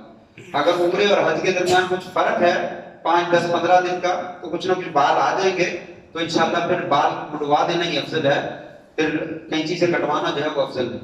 لیکن حج قریب ہو تو پھر کینچی سے کٹوا لیں, اور حج والے دن استرے کے ساتھ جو ہے مڑوا لیں. عورتوں کے لیے کیا ہے کہ عورتیں جو ہے وہ اپنی چوٹی سے, اگر وہ ایک ہی بت ہے, ایک ہی لڑی ہے, تو ایک ہی لڑی کے کنارے سے پکڑ کر جو ہے 1 پورے کے برابر جو ہے وہ بال کاٹ, 1 انچ کاٹ لیں, یا انگلی پہ لیوٹ کر جتنے آ جائے وہ کاٹ. وہ عورت خود بھی کاٹ سکتی ہے, اپنے شوہر سے, جو بھی اس کا کوئی محرم ہے اس سے کٹوا سکتی ہے, لیکن غیر محرم سے نہ کٹوائے, اور غیر محرم کے سامنے بال ننگے بھی نہ کریں. وہیں پہ لوگ عورتیں سب کے سامنے جو بٹا نکال کے تو کاٹنا شروع کر دیں, یہ درست نہیں ہے. عورت کو بال جو ہے وہ عمرے میں بھی چھپا کے رکھنے چاہیے, اور عمرے کے علاوہ بھی چھپا کے رکھنے چاہیے. بہت ساری عورتیں عمرے میں تو چھپا لیتی ہیں, لیکن جب وہ عمرہ کرتی ہیں تو سر ننگا کر دیتی ہیں. یہ جائز نہیں ہے, یہ بالکل جائز ہے. احرام کے حالت میں کر سکتے ہیں, بالکل کر سکتے. جب دوسرا کاٹ سکتا ہے تو آپ خود کیوں نہیں کاٹ سکتے؟ کب کس نے کہا بال نہیں کاٹ سکتے جب تک عمرہ نہیں کیا؟ اب عمرہ کر لیا, پہلے پابندی تھی آپ نے احرام پہنا ہے, نہ آپ خود کاٹ سکتے ہیں نہ کسی سے کٹوا سکتے ہیں. ना कोई काटे ना आप काटे। अब उम्रा पूरा हो गया है, चाहे कोई काट दे चाहे आप काट दो, वीडियो दोनों तरह जैसे। असल मकसूद हलाल होना है और वो बाल काटना है, खुद काटने तब भी ठीक है, किसी से कटवाने तब भी ठीक है। नहीं, एहराम दूसरे कपड़े नहीं पहनने, जब तक बाल नहीं कटवाए उस वक्त तक एहराम नहीं खोलना, सिर्फ बाल काटने की इजाजत मिली है। जब बाल काट देंगे फिर एहराम खोल सकते हैं, खुद काट लें किसी से कटवा लें। अभी आपको बाल कटवाने की इजाजत मिली है, कोई और काम करने की इजाजत नहीं मिली। जब बाल कटवा देंगे या काट देंगे तो सब काम की इजाजत मिल जाएगी, सारे काम जायज है। तो लिहाजा शरीयत ने मना नहीं किया, इंसान खुद काटना चाहे काट ले, किसी से कटवाना चाहता कटवा ले। तो ये काम करने के बाद यहाँ एक बात और याद आ गई कि कुछ लोग सर के थोड़े से बाल काटते हैं, यहाँ से कैंची से पकड़ काट लिए, दो यहाँ से काट लिए, दो यहाँ से काट लिए, दो यहाँ, हलाल हो, ये जायज नहीं। अक्सर लोग वहां पे ये करते हैं, कैंची बड़ी होती है, बहुत सारे लोग ऐसा करते हैं, बिल्कुल गलत। ये फजा है जो कि हराम है आम हालत में। सर का कुछ हिस्सा काट दिया जाए और कुछ हिस्सा छोड़ दिया जाए, इसे बोदा कहते हैं हमारी जबान में। बोदा जो है सर के कुछ हिस्से के बाल काट दिए जाए, कुछ हिस्से के छोड़ दिए जाए, ये जायज नहीं है। तो लिहाजा इहराम में तो बिलौला जायज नहीं। तो पूरे सर के काटे जाएं या पूरे सर के बाल जो है वो उड़वाए जाए। ये काम करने के बाद आपका उम्रा मुकम्मल हो गया। उम्रे के बाद शुक्राने के इस तरह के उस तरह के कोई नफल नहीं, जो नफल थे उम्रे के साथ ही खत्म हो गया सब कुछ। उम्रे का करो, वैसे नफल पढ़ने आप जितने मर्जी पढ़े, घर में जाकर बैतुल्लाह में जाकर जितने मर्जी पढ़े, उम्रा मुकम्मल हो गया।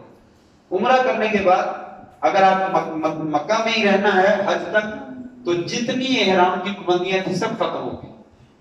अब बाल भी काट सकते हैं, खुशबू भी लगा सकते हैं, नाखून भी काट सकते हैं, अज़दवाजी तल्लकात भी कहम कर सकते हैं, शादी भी कर सकते हैं। अगर रिश्ता मिल जाए तो करने कोई हर्ज नहीं, लेकिन पीछे से क्या जिसको पीछे से डर नहीं वही करे, जिसको पीछे का डर है वो अपना ख्याल रखकर जाए। तो बहरहाल कोई पाबंदी नहीं। अगर मदीना चले गए हैं मक्का से उम्रा करने के बाद, तो मदीना से जब वापस आएंगे तो मदीना का मीकात है, ये ज़ुल्हुलैफ़ा सबसे ज्यादा दूर मीकात यही मदीना वाला। उधर से जब आएंगे तो यहाँ मीकात से दोबारा इहराम बांधें और मक्का में आकर इसी तरह उम्रा करें। फिर उम्रा करने के बाद फिर आप हलाल हो जाए। जब तक आप मक्का में मौजूद हैं 8 ज़िलहज्जा तक जो है वो तमाम पाबंदियां जो है वो खत्म होगी। तो पहला उम्रा कर लिया या दूसरा उम्रा कर लिया तो उसके बाद जो है वो तमाम पाबंदियां खत्म है, कोई पाबंदी नहीं। सिर्फ हरम की हुदूद में चंद एक पाबंदियां हैं कि शिकार ना खेलें, दरख्त ना काटें और लड़ाई झगड़ा ना करें, फितना फसाद ना करें, गाली गलौज ना करें, हरम का अदब करेंगे अपनी जगह पर। अगर 8 दिन हज तक टाइम मौजूद है और मैं हरम के अंदर ही रहता हूँ, वहां से मैं किसी मिकात तक जाके वैसे अपने लिए उम्रा कर लूं तो ये जायज है? जायज है, बिल्कुल जायज है। अगर आप उम्रा करना चाहते हैं तो किसी भी मिकात के ऊपर चले जाएं, किसी भी मिकात के ऊपर चले जाएं और वहां से जाकर इहराम बांध दें। मिकात में या मस्जिद जाराना से भी अपना इहराम? मस्जिद जेराना और मस्जिद आयशा से दुरुस्त नहीं, मस्जिद जेराना और मस्जिद आयशा से दुरुस्त नहीं है, मीकात से सही। मीकात से जाकर इहराम बांधें और दूसरा उम्रा कर लें, तीसरा कर लें, चौथा कर लें। था जब उम्रे पे गया तो वहाँ भी आज से मेरी मुलाकात हुई थी, तो मैंने उनसे पूछा था मस्जिद आयशा का तो यहाँ पे वैसे ही मशहूर है ना, तो मैंने उनसे भी कहा, उन्होंने कहा कि मस्जिद आयशा की बजाय अगर आप जेराना से बांध लें तो ये ठीक है, इसमें कोई बस वो फर्क करते हैं कि मस्जिद आयशा से हजरत आयशा ने बांधा था और जेराना से आप सब ने बांधा है, लिहाजा जब आपने बांधा तो हम भी बांध सकते हैं। लेकिन ये दलील जो है वो सही नहीं है।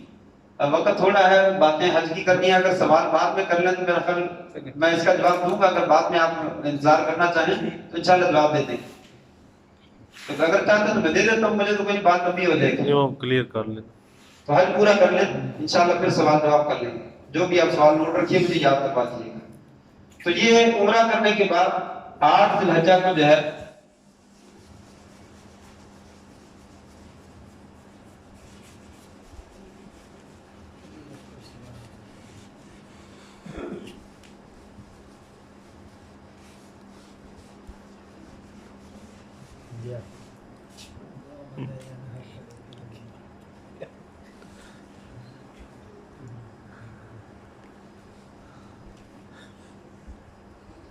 ये समझिए कि बैतुल्लाह और मक्का जो है वो यहाँ पे है। अब उसके बाद 8 ज़िलहज्जा को आपकी रिहाइश है यहाँ पे होटल, किसी भी जगह पे है, यहाँ पे है, यहाँ पे है, किसी भी जगह पे, जहाँ कहीं भी आपकी रिहाइश है वहीं से 8 ज़िलहज्जा को सुबह को गुस्ल करें। जब सूरज शुरू हो जाए गुस्ल करने के बाद دو چادریں انسلی پہن لیں اور تلبیہ پکاریں. کیا کہیں گے؟ لبیک اللہم حج. پہلے ہم نے کہا تھا عمرہ تھا، اب کہیں گے حج. یہ کہنے کے بعد وہی تلبیہ لبیک اللہم لبیک لبیک لا شریک لک لبیک ان الحمد والنعمت لک والملک لا شریک لک، یہ تلبیہ پکاریں اور مینا کی جانب روانہ ہو جائیں. یہ آپ کے سامنے جو ہے مینا.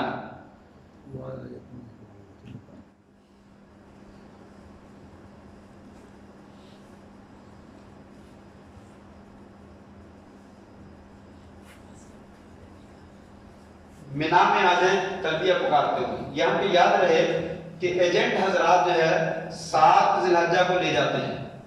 ہم نے جانا 8 کو ہے، لیکن ایجنٹ جو ہے وہ 7 کی رات جو ہے وہ 8 کی رات کو لے جاتے ہیں. مغرب کے بعد، عشاء کے بعد 9 بجے 10 بجے رات کو لے جاتے ہیں. تو اگر انسان اپنے طور پر صبح کو جا سکتا ہو تو صبح کو چلا جائے، یہ زیادہ بہتر ہے.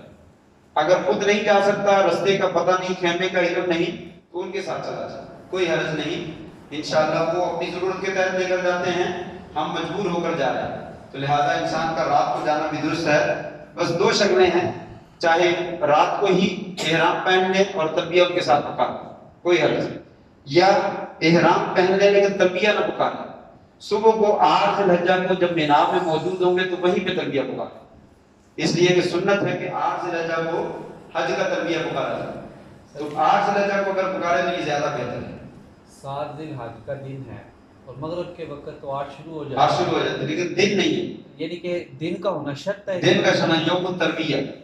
یوم الترویہ کو آپ نے کہا، لیلۃ الترویہ کو نہیں کہا. تو یوم الترویہ ہے، یوم الترویہ 8 ذی الحجہ کو کہا جاتا ہے، صبح دن کو. تو بہرحال رات کو بھی اگر تلبیہ پکارتے ہیں کوئی حرج نہیں، لیکن اگر صبح کو جا کر پکاریں تو یہ زیادہ بہتر ہے. ان کے ساتھ چلے جائیں. یہاں پہ مسجد ہے مینا میں، کیا نام ہے اس کا؟ مسجد نمرہ نہیں، نمرہ مسجد جو ہے وہ عرفات میں. ہاں، مسجد خیف. مسجد خیف ہے، یہ بڑی بابرکت مسجد ہے جو مینا میں ہے. اس مسجد میں کہا جاتا ہے تقریباً 70 کے قریب نبیوں نے نماز پڑھی ہے. 70 کے قریب انبیاء جو ہے حج کے موقع پر آئے اور انہوں نے حج بھی کیا اور یہاں پہ مینا میں عرفات مینا میں مسجد خیف میں نماز پڑھی. تو لہٰذا اگر ممکن ہو تو مینا میں مسجد خیف میں جائے اور وہاں پہ نمازیں پڑھے. حج کے دنوں میں وہاں پہ نمازیں پڑھے. یقیناً یہ نمازیں پڑھنا جو ہے وہ بابرکت ہے. ویسے یہ دن بہت بابرکت ہیں، 8 9 10 ذی الحجہ 11 12 13 کے دن جو ہیں بہت ہی بابرکت ہے. تو لہٰذا ان دنوں کو قیمتی بنائے تو مینا میں جا کر تلبیہ پکارتے وہاں خیمے میں لڑائی جھگڑا نہ کریں. وہاں پہ کھانے کے اوپر، بستر کے اوپر، جگہ کے اوپر نہ لڑائی جھگڑا کریں. حج کے دن ہے، چھوڑ دے سب کچھ. پیسہ لگایا ہے اللہ کو لیے قربان کر دے. ایجنٹ سے نہ لڑے، اتنے پیسے دیے ہیں، جگہ کہاں دی ہے، کھانا کیسا دیا، یہ کیا کیا، حج برباد ہو جائے. بعد میں جھگڑتے رہیے، حج کرنے کے بعد میں پھر جھگڑ لیتے. اب جو ہے وہ چھوڑ دیجیے. تو یہ وقت جو ہے خاص اللہ کی عبادت میں صرف کریں. سگریٹ نہیں پینی چاہیے، نسوار نہیں لینی چاہیے، داڑھی وغیرہ تو انسان کاٹتا نہیں، بال کو کاٹنے ویسے ہی منع ہے. تو وہاں پہ سیاسی گپیں بھی نہیں لگانی چاہیے. عام طور پہ لوگ جو ہے وہ رات ساری رات بیٹھ کر جو ہے وہ سیاست کی گپیں لگاتے رہتے ہیں، یہ بھی درست ہے. تلبیہ پکاریں، قرآن پڑھیں، ذکر کریں، دعائیں مانگیں، یہ بہت بڑی عبادت ہے. تو یہاں پہ مینا میں 8 ذی الحجہ کو 5 نمازیں، 4 نمازیں 8 ذی الحجہ کی اور 5ویں عرفات کے دن 9 ذی الحجہ کی 5 نمازیں پڑھتے ہیں. ظہر کی، عصر کی، مغرب کی، عشاء کی اور اگلے دن فجر کی. یہ 5 نمازیں مینا کے اندر جو ہے وہ پڑھی جاتی ہیں 8 ذی الحجہ. 8 ذی الحجہ کو 5 نمازیں ہم نے پڑھنی ہیں. یہ پہلا دن ہے، یہ 8 ذی الحجہ کا. اور پانچوں کی پانچوں نمازیں اپنے وقت میں پڑھنی ہے. ظہر کی ظہر کے ٹائم پہ، عصر کی عصر کے ٹائم پہ، مغرب کی مغرب پہ، عشاء کی عشاء میں، فجر کی فجر.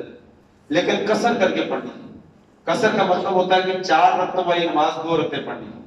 ظہر کی، عصر کی اور عشاء کی 2 رکعت. مغرب کی 3 ہے، 3 ہی پڑھیں گے. فجر کی 2 ہیں، 2 ہی پڑھیں گے. فجر کی سنتیں بھی پڑھنی چاہیے اور عشاء کے وتر بھی پڑھنے چاہیے. نبی صلی اللہ علیہ وسلم نے سنتیں بھی کبھی ترک نہیں کی اور وتر بھی کبھی ترک نہیں کیے، اس لیے آپ نے وتر بھی پڑھنا چاہیے اور سنت فجر کی بھی پڑھ لینی چاہیے. اس کے علاوہ تحیۃ المسجد جب مسجد میں آئے پڑھ لیں. تحیۃ الوضو جب پڑھنا چاہے پڑھ لیں. ویسے مطلق نفل پڑھنا چاہتا ہے پڑھ لو، شریعت منع نہیں کرتا، لیکن سنتیں نمازوں کی پڑھنے کی ضرورت نہیں ہے، اور 4 رکعتوں والی نماز جو ہے وہ قصر کر کے پڑھی جائے۔ پھر آگے جو ہے وہ 9 ذی الحجہ آ جائے گا، یہاں پہ سائڈ پہ جو ہے وہ مزدلفہ ہے، اور یہاں پہ آگے جو ہے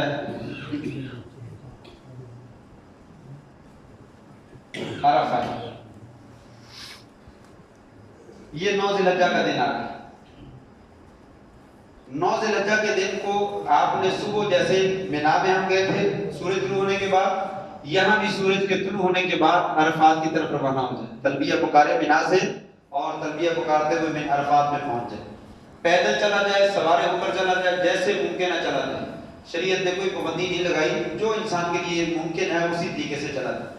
تو عرفات میں پہنچ جائے، یہاں بھی ایجنٹ حضرات 8 ذی الحجہ کو ہی رات کو لے جاتے ہیں، یعنی 9 کی رات کو ہی یہاں سے لے جاتے ہیں، حالانکہ ہم نے جانا 9 کی صبح کو ہے، تو ایجنٹ بھی مجبور ہوتے ہیں، صبح کو گاڑیوں کو رستہ نہیں ملتا، اس لیے وہ مجبور ہوتے ہیں رات کو لے جاتے ہیں۔ تو لہٰذا اگر کسی کو رستے کا پتہ نہیں تو ایجنٹوں کے ساتھ چلا جائے، کوئی حرج نہیں، انشاءاللہ اللہ تعالیٰ قبول کر لے گا۔ تو رات کو چلے گئے تب بھی ٹھیک ہے، صبح کو چلے گئے تب بھی ٹھیک ہے۔ یہاں پہ جو ہے وہ مسجد خیف ہے، اور یہاں پہ مسجد نمرہ ہے۔ یہ مینا سے عرفہ تک راستہ سیدھا نہیں ہے تقریباً تو پھر راستہ کیسے بول سکتا ہے بندہ 8 صبح کو 9 صبح کو جائے تو نہیں، رستہ تو نہیں بھولتا، انسان پہنچ جائے گا، دور بھی ہے، اور دوسرا یہ خیمے بھول جاتے ہیں، خیمے کہاں پہ ہیں؟ عرفات میں وضو کی جگہ نہیں ملتی، واش روم کی جگہ نہیں ملتی، تو خیمے اگر اپنے میں پہنچ جائے گا تو وہاں پہ جگہ مل جاتی ہے، اپنے خیموں میں واش روم بھی ہوتے ہیں اور رہنے کی جگہ بھی ہوتی ہے، کھانا بھی موجود ہوتا ہے، تو خیموں کا نہیں پتہ چلتا خیمہ کہاں پہ ہے، تو وہ جب گم ہو جائے تو حاجی کا سب کچھ ہی گم ہو جاتا ہے۔ خاص طور پہ نئے لوگ جاتے ہیں، باہر نہیں بیٹھ سکتے، دھوپ ہے، بیٹھنے کی جگہ نہیں ہے، چٹائی نہیں ہے، کوئی اور چیز نہیں ہے، تو بڑی پریشانی ہوتی ہے، تو بہرحال ان کے ساتھ جانا مہم ہوتا ہے، تو ایجنٹوں کے ساتھ نہیں چلا جاتا۔ تو 9 ذی الحجہ کو عرفات میں پہنچ جائے۔ الحج و عرفہ، لوگوں حج جو ہے وہ کیا ہے؟ عرفہ کے دن کا نام ہے۔ کیا مطلب؟ بس عرفہ میں چلا جائے حج ہو جائے گا؟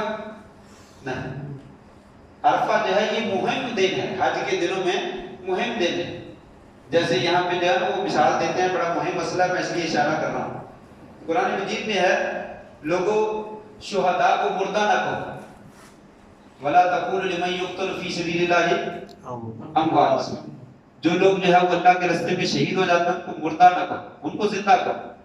تو لوگوں واقعیت تم کیوں زندہ کہتے ہو؟ وہ مردہ کہتے ہیں، وہ تو زندہ ہے، آپ تو کہتے ہیں مر گئے ہیں، وہ سنتے نہیں ہیں، کچھ بھی نہیں کرتے، اللہ نے تم کو زندہ کہا۔ تو در حقیقت یہی جواب ہے، جو یہاں پہ الحج و عرفہ کہا نا، وہاں پہ ان کو زندہ کہا، یہی معنی جو یہاں پہ الحج و عرفہ کا۔ کیا الحج و عرفہ کا مطلب یہی ہے کہ حج عرفات کا دن کا نام ہے، باقی کچھ نہ کرو بس عرفات چلے جاؤ تو حج ہو جائے گا؟ نہیں، ایسا نہیں، بلکہ یہ کہا لوگوں یہ دن بڑا مہم ہے، حج کے دنوں میں اہم ترین دن ہے۔ اسی طرح وہاں پہ کہا لوگوں شہداء کو مردہ نہ کہو، وہ زندہ ہیں، یعنی جو عالم برزخ کی زندگی ہے سب سے عمدہ قسم کی زندگی شہداء کو ملی، وگرنہ عالم برزخ میں تو سب زندہ ہے۔ عام کافر جو ہے، مرتد جو ہے، بے ایمان جو ہے، منافق جو ہے، عالم برزخ میں وہ بھی زندہ ہے، لیکن اس کی زندگی کسی کام کی نہیں۔ کوئی انسان کہتا ہے یہ بھی کوئی زندگی ہے؟ جہنمی جب جہنم میں چلے جائیں گے تو اس میں کیا ہوگا؟ لا يموت فيها ولا يحيى، حالانکہ وہ زندہ ہوں گے۔ جہنم میں جہنمی مریں گے؟ نہیں مریں گے، زندہ ہوں گے، لیکن قرآن کیا کہتا ہے؟ نہ وہ وہاں پہ زندہ ہوں گے نہ وہ مریں گے۔ مطلب یہ ہوگا کہ یہ زندگی کسی کام کی نہیں، اس لیے ان کی زندگی کو زندگی نہیں کہا گیا۔ اسی طرح عالم برزخ میں عام لوگوں کی زندگی ہے لیکن وہ زندگی کسی کام کی، جو شہداء کی زندگی ہے اصل زندگی، یہ صحیح زندگی، اس لیے اللہ نے کہا لوگوں شہداء کو مردہ نہ کہو۔ یہ صحیح معنوں میں وہاں پہ عالم برزخ میں کیا ہے؟ زندہ ہے، وگرنہ وہاں نبی بھی زندہ ہے، نیک لوگ بھی زندہ ہیں، مسلمان بھی زندہ ہیں، کافر بھی زندہ ہے، منافق بھی زندہ ہے، لیکن منافقوں کو سزا مل رہی ہے، مرتدین کو سزا مل رہی ہے، مسلمانوں کو نعمتیں مل رہی، شہداء کو سب سے اعلیٰ نعمتیں مل رہی، اور انبیاء کو اس سے اعلیٰ، اور نبی کریم صلی اللہ علیہ وسلم کو سب سے زیادہ۔ تو یہ سب آدمیوں کی زندگی ہے لیکن درجہ بدل ہے. اس لیے اللہ نے کہا لوگوں شہداء کو اللہ جو رزق دے رہا تمہیں کیا مانگو، ان کو کیا دے رہا، تمہیں اس زندگی کا احساس ہے. اس ناحیے سے کہا نہ کہ اس کا معنی یہ ہے کہ وہ دنیا والی زندگی میں زندہ ہے. بہرحال یہ بات آئی کہ الحج و عرفہ، تو حج عرفہ کے دن کا نام ہے، لیکن یہ مہم دن ہے. اس دن میں کہا جاتا ہے اللہ تبارک و تعالیٰ اپنے بندے کو اتنا زیادہ گناہوں سے معاف کرتے ہیں اور جنت سے آزاد کرتے ہیں. کسی دن میں ایسا کام نہیں کیا جاتا جس کام کو دیکھ کر شیطان رو اٹھتا ہے، ذلیل ہو جاتا ہے، خار ہو جاتا ہے اور اپنے سر پہ مٹی ڈالتا ہے کہ آج کیا ہو گیا کہ اللہ کریم اتنے زیادہ لوگوں کو جہنم سے بچا رہے ہیں، میں تو جہنم میں گرانے کے لیے آیا تھا. تو لہٰذا اس دن میں کثرت سے دعا مانگی جائے، اللہ تعالیٰ سے دعا مانگی جائے. اللہ تعالیٰ فرشتوں کو بلا کر فخر کرتے ہیں، اے میرے فرشتوں دیکھو میرے بندے کیا مانگنے کے لیے آتے، دیکھو سروں پہ مٹی پڑی ہوئی ہے، بڑا گندا حالت ہے، کپڑے برے ہیں، کتنا لمبا سفر کر کے ہیں، یہ کیا مانگتے ہیں، گواہ ہو جائے میں نے ان کو معاف کر دیا. تو اس دن جو ہے وہ دعا مانگیے. اس دن مسنون کام یہ ہے کہ انسان جو ہے وہ ظہر کی نماز اور عصر کی نماز میدان عرفات میں پڑھے. ظہر کی نماز اور عصر کی نماز، اور اس سے پہلے خطبہ سنیں اور اس کے بعد جو ہے وہ ظہر کی نماز اور عصر کی نماز پڑھے. دونوں نمازیں اکٹھی کر کے پڑھے اور ظہر کے وقت میں پڑھے، ایک اذان کے ساتھ اور دو تکبیروں کے ساتھ، دو اقامتوں کے ساتھ. اذان ایک ہی ہوگی ظہر کی اور اس کے ساتھ ظہر کی اقامت ہوگی، ظہر کی نماز پڑھ لے، پھر عصر کی اقامت ہوگی، پھر عصر کی پڑھ لے.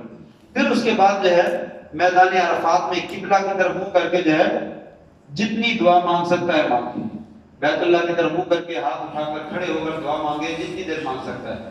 حدیث میں آتا ہے فلم یزل واقفا حتی غربت الشمس، آپ مسلسل کھڑے رہے یہاں تک کہ سورج غروب ہو گیا، مسلسل کھڑے دعا مانگتے رہے یہاں تک کہ سورج غروب ہو گیا. تو سورج کے غروب ہونے تک جو ہے وہ دعا مانگتا رہے. اگر تھک گیا ہے بیٹھ جائے، واش روم کی حاجت ہے چلا جائے، وضو کرنا کر لے، کوئی چیز کھانی ہے کھا لے، پھر دعا مانگنا شروع کر دے، جتنی مانگ سکتا ہے مانگے. یاد رہے یہاں پہ ایک پہاڑی ہے جسے کیا کہتے ہیں، جبل رحمت. جبل رحمت اس کے بارے میں مشہور ہے کہ آدم علیہ السلام اور اماں حوا کا یہاں پہ ملاقات ہوئی تھی، لیکن یہ کسی صحیح سند سے ثابت نہیں ہے، کسی بھی صحیح روایت سے ثابت نہیں ہے. بہرحال اس کو جبل رحمت کہتے ہیں. چھوٹی سی پہاڑی ہے. لوگ سمجھتے ہیں کہ حج والے دن یہاں پہ پہاڑ کے اوپر جانا جو ہے وہ بہت ضروری ہے، حج کا حصہ ہے، لیکن نہ یہ حج کا حصہ ہے، نہ یہ ضروری ہے، نہ یہ سنت ہے، بلکہ حج والے دن اس کے اوپر جانا یہ جائز بھی نہیں. لوگ تو اس کو تقرب کے لیے جاتے ہیں، حج کے دن جانا جائز نہیں. آپ وسلم نے یہاں پہ پڑاؤ کیا ہے، اس پہاڑی کے نیچے قریب میں یہاں پہ چٹانیں تھی کچھ، وہاں پہ آپ نے پڑاؤ کیا اور آپ نے کہا لوگوں وقفتھا ہنا وعرفہ کلھا موقف، میں نے یہاں پہ پڑاؤ کیا ہے، یہ عرفات کا سارا میدان ٹھہرنے کی جگہ، جہاں بھی جگہ ملے ٹھہر، جہاں بھی جگہ ملے ٹھہر. تو وہاں پہ ٹھہرنا کر جو ہے وہ انسان دعا مانگتا ہے. آپ یہاں پہ ٹھہرے، آپ یہاں ٹھہرتے ہیں، ادھر ٹھہرتے ہیں، ادھر ٹھہرتے ہیں، ادھر ٹھہرتے ہیں، کسی بھی جگہ پہ ٹھہرے، بس اس باؤنڈری سے باہر نہیں ٹھہرے، باؤنڈری کے اندر داخل ہونا ہے. اگر 1 انچ بھی باؤنڈری سے باہر چلے گئے اور باہر ہی رہے، اندر نہیں گئے تو حج نہیں ہوگا. 1 انچ بھی اگر آپ باہر بیٹھے رہے اور باہر سے اٹھ کر واپس آ گئے تو حج نہیں ہوگا. یہ اہمیت ہے سنت کی. آپ نے 5 لاکھ نہیں 10 لاکھ کا پیکج خریدا، بہت خوبصورت طواف کیا، رو رو کر دعائیں مانگا اور یہاں پہ بیٹھے رہے، یہاں پہ بیٹھے رہے، اپنی مرضی کی اور یہیں سے واپس آ گئے، حج نہیں ہوگا. یہ سنت کی اہمیت ہے کہ 1 انچ بھی سنت سے پیچھے رہ گئے تو حج نہیں ہوگا. آپ کا طریقہ چھوڑ دیا تو حج نہیں ہوگا. تو اس لیے جو کام آپ نے کیا وہی کیجئے، جو نہیں کیا وہ نہ کیجئے. تو سورج کے غروب ہونے تک یہاں پہ اندر رکے رہیے، چاہے یہاں پہ جگہ مل جائے، یہاں پہ مل جائے، یہاں پہ مل جائے، یہاں پہ مل جائے، کسی جگہ پہ مل جائے. تو وہاں پہ رک کر جب سورج غروب ہو جائے پھر مزدلفہ کی جگہ واپس آ جائے. یہ بھی رستے میں آئے گا، میں نے صرف تھوڑا سا سائڈ پہ ہے، یہ جگہ کم ہونے کی وجہ سے میں نے سائڈ پہ بنا دی. تو مزدلفہ کی جانب آ جائیے. یہ 9 ذی الحجہ کا دن ختم ہو گیا اور 10 ذی الحجہ کی رات شروع ہو گئی. تو سورج کے غروب ہونے کے بعد مزدلفہ میں آ جائے، وہاں پہنچ کر مغرب اور عشاء کی نماز پڑھیں. مزدلفہ میں پہنچ کر مغرب اور عشاء کی نماز جو ہے وہ ادا کریں. اگر دیر ہو جائے، آدھی رات گزرنے کا اندیشہ ہو تو جہاں جگہ ملے وہیں پہ عشاء کی نماز پڑھ لیں. مغرب کی اور عشاء کی دیر ہو رہی ہے تو وہیں پہ پڑھ لیں. اگر دیر نہیں ہو رہی تقریباً 11:30 یعنی یہ ٹائم جو ہے وہ عشاء کا ٹائم ختم ہو گیا. اس وقت جو ہے وہ تقریباً عشاء کا ٹائم ختم ہو رہا ہے. گرمیاں ہوں سردیاں ہوں اس سے زیادہ عشاء کا ٹائم نہیں رہتا, آدھی رات تک رہتا ہے اور آدھی رات تقریباً جو ہے وہ 11:30 بجے ختم ہو جاتا ہے. 11:15 20 منٹ پہ 25 منٹ پہ 11:30 یہ آخری ٹائم ہوتا ہے. اس وقت سے پہلے اگر آپ مزدلفہ پہنچ جائیں تو مزدلفہ جا کے نماز پڑھیں. اگر نہ پہنچ سکیں جہاں جگہ ملے وہیں پہ نماز پڑھ لیں تو آپ کی نماز جو ہے وہ ہو جائے گی. تو یہاں پہ مغرب اور عشاء کی نماز پڑھیں اور سو جائیں. یہاں پہ سونا عبادت ہے, یہاں پہ سونا عبادت ہے. کوئی رات کو عبادت نہ کریں, سکون سے سوئیں, اس لیے کہ اس دن میں 9 ذی الحجہ میں بھی آپ نے کام کیا تھا, آگے پھر 10 ذی الحجہ آ رہی ہے, اس میں بہت سارے کام ہیں, تو لہذا رات سکون سے سو کر گزاریں پورے مزدلفہ میں. یہاں پہ ایک مسجد ہے, اسے کیا کہتے ہیں مزدلفہ میں ایک مسجد بھی ہے, ایک پہاڑی بھی ہے. پہاڑی تو آج کل ختم ہو گئی, تھوڑی بہت نشانات موجود ہیں, مسجد موجود ہے. قرآن مجید میں اس کا ذکر بھی ہے.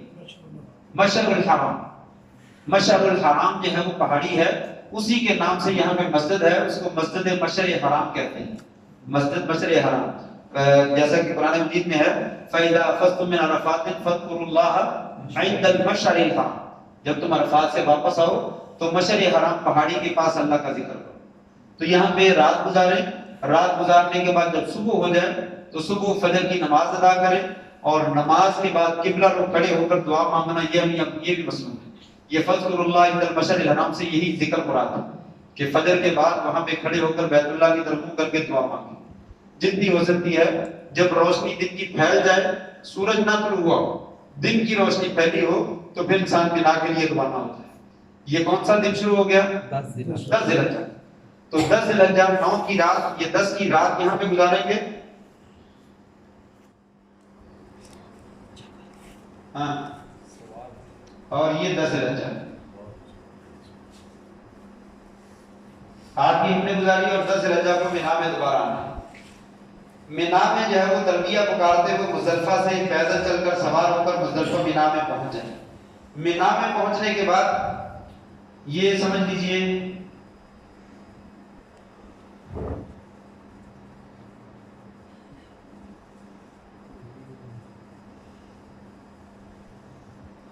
یہ 3 جمرات ہیں, 3 جمرات ہیں. مینا میں 10 ذی الحجہ کو پہنچنے کے بعد 5 کام کیے جاتے ہیں. 10 ذی الحجہ کو کتنے کام کرتے ہیں 5. کون کون سے؟ کنکریاں مارنا, قربانی کرنا, بال کٹوانے, طواف زیارت کرنا اور صفا مروہ کی سعی کرنا. یہ 5 کام, یہ اسی ترتیب سے کرنے افضل ہے, سنت ہے. پہلے کنکریاں ماری جائیں, پھر قربانی کی جائے, پھر بال کٹوائے جائیں, پھر طواف کیا جائے, پھر سعی کی جائے. اگر کسی ضرورت کی بنا پر کوئی کام آگے پیچھے ہو جائے تو کوئی حرج نہیں. یہاں پہ دوسرے مکاتب فکر کے لوگ کہتے ہیں اگر کوئی کام آگے پیچھے ہوگا تو دم پڑے گا. دم نہیں پڑے گا. صحیح بخاری کی روایت ہے, آپ صلی اللہ علیہ وسلم سے کتنے ہی لوگوں نے سوال کیا. ایک آدمی نے کہا یا رسول اللہ حلقت قبل ان اذبح, میں نے بال کٹوا لیے ابھی تک جانور ذبح نہیں کیا. آپ نے فرمایا جاؤ اب چلے جاؤ, اذبح ولا حرج, جا کے قربانی کر لو, کوئی حرج نہیں. دوسرا کہنے لگا الذبح قبل ان ارمی, میں نے جانور ذبح کر لیا ابھی تک کنکریاں نہیں ماری. آپ نے فرمایا جاؤ ارمی ولا حرج, اب جا کر کنکریاں مار لو, کوئی حرج نہیں. تو لہذا یہ شریعت نے اجازت دی ہے کہ کوئی حرج نہیں. تو لہذا کوئی دم نہیں ہے, ترتیب سے ہو جائے تو اچھی بات ہے, نہ ہو جائے تو کوئی حرج نہیں. قربانی عام طور پہ ترتیب سے ہوتی نہیں, قربانی نہیں ہوتی. 40 لاکھ بندوں میں سے کم از کم 20 لاکھ قربانیاں تو ہونی ہوتی ہیں. تو 20 لاکھ بندہ قربانی کرنی ہے, وہ ایک دن میں کہاں سے ہو جائے گی؟ 20 لاکھ بندہ, ایک قصائی جو ہے وہ ایک دن میں کتنی قربانیاں کر لیتا ہے؟ 10 کر لے گا, 20 کر لے گا, 30 کر لے گا, 40 کر لے گا. 40 لاکھ قربانیاں کرنے کے لیے کم از کم 1 لاکھ قصائی تو چاہیے کہ نہیں چاہیے؟ آپ کو نہیں کر سکتے نا, آپ کو نہیں ہوتی ہوتا. قربان کا بہت دور ہے, جانور بہت دور ہیں, اور پیچھے سے مطلب تھکا ہوا آیا ہے. थका हुआ है और एक साथ में बाबा भी पकड़ा हुआ है, एक बाबी भी पकड़ी हुई है उसको भी लेके जाना है, उनको भी संभालना है, तो मुश्किल में पड़ा हुआ है, वो बहुत ज्यादा थका हुआ है। कुर्बान गाह बहुत दूर है, वहां पे जाते जाते इंसान को 2 घंटे 3 घंटे लग जाएंगे, जानवर लेते लेते घंटा 2 घंटे गुजर जाएंगे, जबा करके वहां से निकलते लेते 2 घंटे गुजर जाएंगे, सारा दिन तो जानवर जबा करने में लग जाएगा, तो इसलिए आसान काम नहीं है, तो कुर्बानी नहीं होती है। लिहाजा इंसान आसान तरीका ये है कि गवर्नमेंट का जो बैंक है वहां पे उसमें पैसे जमा करा दे, इंशाल्लाह वो जानवर जबा कर दे, आपकी जिम्मेदारी पूरी हो गई, आप बाकी 4 काम जहां वो करें। जैसे हमने पैसे जमा करवा दी, इंशाल्लाह कुर्बानी हो जाएगी, टाइम की परवाह ना करें, तो हम कभी भी वो टाइम के ऊपर कुर्बानी होती नहीं। कंकरियों के बाद बेशक बाल कटवा लें, कंकरियां मारे और बाल कटवा दें, कंकरियां मारे और फौरन बाल कटवा दें, इसलिए कि कुर्बानी वक्त पे होती नहीं।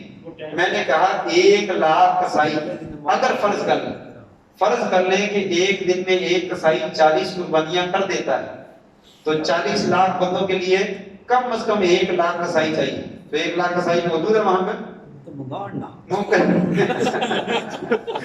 नहीं है, फिर कसाई हाजिर करेंगे, दूसरे लोग हाजिर नहीं करेंगे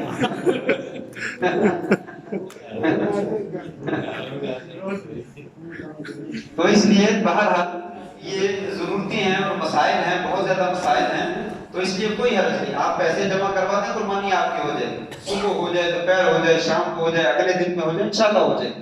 तो आप जो है वो कंकरियां मारें, कंकरियां मार के बाल कटवाएं, बाल कटवा के मक्का में चले जाएं, तवाफ करें, साई करें और साई करके वापस में नामे आ जाए।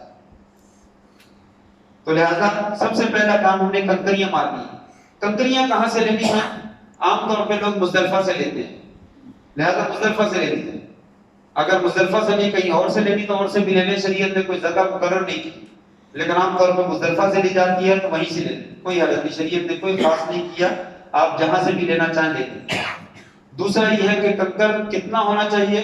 चने के दाने के बराबर, थोड़ा सा बड़ा, लोबिये के दाने के बराबर। मिस्ल खत हदीस के लफ्ज हैं, अंगूठे के ऊपर रखकर जो फेंका जाए, अंगूठे के ऊपर कितना बड़ा पत्थर रखेंगे? 1 शतांग का रखा जा सकता है? नहीं रखा, पाइया को बिल्कुल नहीं रखा जाता। तो लोग तो कहते हैं हमने आज शतांग को रजम करके जाना, आज आए इसको छोड़ना नहीं है, नहीं, ये शैतान मरना होता तो बहुत पहले मर चुका होता, जिस दिन इब्राहिम अलैहिस्सलाम ने मारे थे उसी दिन मर जाता, लेकिन नहीं मरा, ये क़यामत तक नहीं मरेगा। ये मरता है, जलील होता है सुन्नत पर अमल करने से। सुन्नत पर जब अमल नहीं किया जाता वो खुश हो जाता है, तो सुन्नत यही है, आपने फरमाया लोगों ये देखो, ये पत्थर इस तरह के मारो, चने के दाने से थोड़े से बड़े, बस वो दाना जो उंगली पर रखकर फेंका जा सकता, इतने पत्थर, इसमें गुलूफ ना करो। आपने स्पेशल कहा लोगों कंकर मारने में गुलूफ ना करो, हद से ना पड़ो, जूते ना मारो, पत्थर ना मारो, शैतान खुश हो जाएगा। ये शैतान को लगने तो बड़ी दूर की बात है, खुश हो जाएगा, क्या मैंने फसला दिया मुसलमानों को, गलत रास्ते पे लगा, तो वो छोटे दाने, चने के दाने से थोड़े से बड़े जो है पत्थर हो जाए जो फेंका जा सके, बस। दूसरा काम, लोग इसको धोते हैं, वुजू करवाते हैं, मारने भी शैतान को है और वुजू करवा के मारना तो ये सही नहीं है, बगैर धोने की मार दे, इंशाल्लाह कोई नहीं है, अक्सर ने धोया नहीं हो, अगर नजस है तो वो पत्थर ना उठाएं, जो पाक साहब है वही उठाएं और उनको धोने की जरूरत नहीं है। तो जिस वक्त आप अरफात की जानिब से मुजदलिफा की जानिब से आएंगे तो ये मक्का आपके आगे आएगा, बैतुल्लाह आपके आगे आएगा, तो ये पहला छोटा जमरा आएगा। जब पीछे से आ रहे हैं तो इधर को मक्का है तो पहले छोटा है, फिर उसके बाद दरमियाना आएगा, फिर आखिर में जो है वो बड़ा है। जिस तरफ में किबला है उस तरफ में कौन सा? सबसे आखिर में जो है वो बड़ा है, तो सबसे आखिर वाले को जब कंकरियां मार, 10 ज़िलहिज्जा को बड़े को कंकरियां मार, 7 कंकरियां, अल्लाहु अकबर अल्लाहु अकबर अल्लाहु अकबर अल्लाहु अकबर। ये सुतून है, ये हौज है, और उसके दरमियान ये सुतून है। इस सुतून को मारना शर्त नहीं है, हम इसको शैतान समझते हैं कि ये शैतान खड़ा किया हुआ, ये नक्सल के जमाने में गालिबन ये शैतान मौजूद नहीं था, ये हौज मौजूद था। बस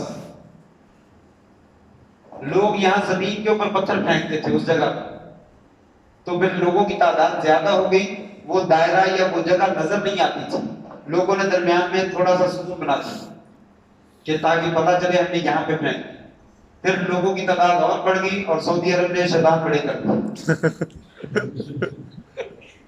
سعودی عرب نے اور زیادہ بڑے کر دیے. تو یہ شیطان نہیں ہے بلکہ یہ نشانی بڑی کی گئی ہے کہ اصل میں ہم نے اس حوض کے اندر جو ہے وہ پتھر پھینکے ہیں تاکہ یہ نشانی نظر آتی ہے. بہرحال آپ اس نشانی کو مار دیں اور وہ پتھر اندر گر جائے تو شمار کر لیں. اگر اندر نہیں گرا تو پھر نہیں شمار کرنا. اس کو نہیں بھی لگا تو اندر گر گیا ہے تو شمار کر لیں، لیکن اگر باہر گرا ہے تو وہ شمار نہیں کرنا دوبارہ. اللہ اکبر اللہ اکبر، ایک ایک پتھر کر کے، دو دو تین تین کٹھے نہیں مارنا. اور 7 پورے ہو گئے تو 8واں نہیں مارنا، 8واں چھوڑ دیں، باہر پھینک، اندر نہ پھینک. اندر پھینکنا بھی غلو ہو جائے. صرف 7 مارنے ہیں، جب یقین ہو جائے 7 پورے ہو گئے تو چھوڑ دیں. اگر کوئی آپ کے ساتھ مریض ہے تو اپنے مارنے کے بعد اس کی جانب سے وکالت کرتے اس کے بھی مار سکتے ہیں. بیوی بیمار ہے، باپ بیمار ہے، ساتھ میں ہے، چھوٹا بچہ ہے، اس کو بھی حج کروا رہے ہیں، وہ کنکریاں نہیں مار سکتا تو پہلے اپنی ماریں پھر اس کی جانب سے ماریں. 7 کنکر اپنے پورے کریں پھر 7 اس کی جانب سے کریں. تو یہ مارنے کے بعد پہلے دن دعا نہیں ہے، بڑے جبرے کو کنکر مارنے کے بعد دعا نہیں ہے. تو لہٰذا اس کو کنکر کو مارنے کے بعد آپ جو ہے بال کٹوائیں. ہاں یہ 10 ذی الحج کو کنکریاں مارنی ہے اور بال کٹوانے اور طواف صحیح کرنی ہے. یہ جو 10 ذی الحج کو کنکریاں مارنی، یہ تینوں کو ایک ساتھ مارنی ہے؟ صرف ایک بڑے یعنی کہ ایک کو مار کے بال کٹوا لیتے ہیں؟ ایک کو مارنی. میں نے بولا یہ چھوٹا ہے، یہ درمیانہ ہے، یہ بڑا ہے، تو بڑے کو کنکریاں مارنی ہے بس. پھر اس کے بعد بال کٹوا دیں. بال کٹوانے کے بعد مکہ پہنچ جائے اور طواف کریں. یہ طواف زیارت ہے، طواف افاضہ بھی کہتے ہیں، طواف زیارت بھی کہتے ہیں. یہ حج کا رکن ہے، اس کے بغیر بھی حج نہیں ہوتا. یہ طواف کریں اور صفا مروہ کی سعی کریں. جب آپ نے 2 کام کر لیے، کنکر مار دیے اور بال کٹوا دیے، آپ احرام کھولنا چاہیں تو کھول سکتے ہیں. غسل کریں اور کپڑے پہن لیں اور کپڑے پہن کر جا کر طواف کر لیں. اگر آپ اسی طرح احرام میں جا کر طواف کرنا چاہیں تو احرام کی حالت میں کریں، کوئی حرج نہیں، دونوں طرح جائز ہے. وضو کر کے بغیر وضو کی طواف وضو کے ساتھ.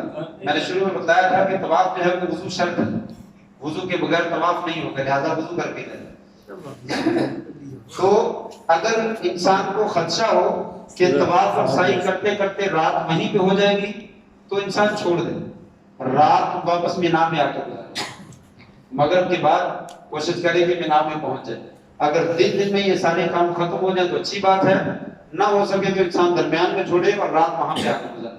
طواف رہ جائے تو طواف اگلے دن فجر کی نماز کے بعد چلا جائے، اس لیے کہ طواف بعد میں ہو سکتا ہے، یہ رات بعد میں نہیں گزاری جا سکتی. رات جو گزر گئی سو گزر گئی. طواف اگلے دن ہو سکتا ہے، اس سے اگلے دن ہو سکتا ہے، اس سے اگلے دن ہو سکتا ہے. تو لہٰذا حج والے دن رش ہوتا ہے 10 ذی الحجہ کو. عمومی طور پہ لوگ طواف کر کے اور سعی کر کے واپس مینا میں نہیں پہنچ پاتے، تو وہ کیا کریں؟ کنکر ماریں، بال کٹوائیں، وہیں پہ رک جائیں، کہیں نہ جائیں. کنکر ماریں، بال کٹوائیں، غسل کریں، کپڑے بدلیں، بدلنے کے بعد مینا میں رک جائیں. قربانی بینک میں پیسے جمع کرا دی، وہ ہو جائے گی. اگلے دن رات یہاں پہ گزاریں اور صبح کو فجر کی نماز پڑھیں. نماز پڑھ کے فوراً چلے جائیں مکہ. مکہ میں جائیں صبح فجر کی نماز کے بعد 5 بجے سے لے کر 12 بجے تک 6 7 8 گھنٹے موجود ہیں. سکون سے طواف کریں، سکون سے سعی کریں اور سعی کر کے واپس مینا میں آ جائیں. 10 ذی الحجہ کو عموماً کام نہیں ہوتے، اس لیے یہ بہترین طریقہ ہے کہ آپ جو ہے وہ 11 ذی الحجہ کو جا کر طواف کریں. 10 ذی الحجہ کو 2 کام کریں اور 3 کام کریں، فارغ ہو جائیں اور طواف اور سعی جو ہے وہ اگلے دن جا کر کریں تاکہ رات وہاں پہ گزاریں. تو رات وہاں پہ گزارنے کے بعد طواف پہلے کر لیا تب بھی ٹھیک ہے، اگلے دن کر لیا تب بھی ٹھیک ہے. طواف کرنے کے بعد جتنی پابندیاں تھیں سب ختم ہو گئی.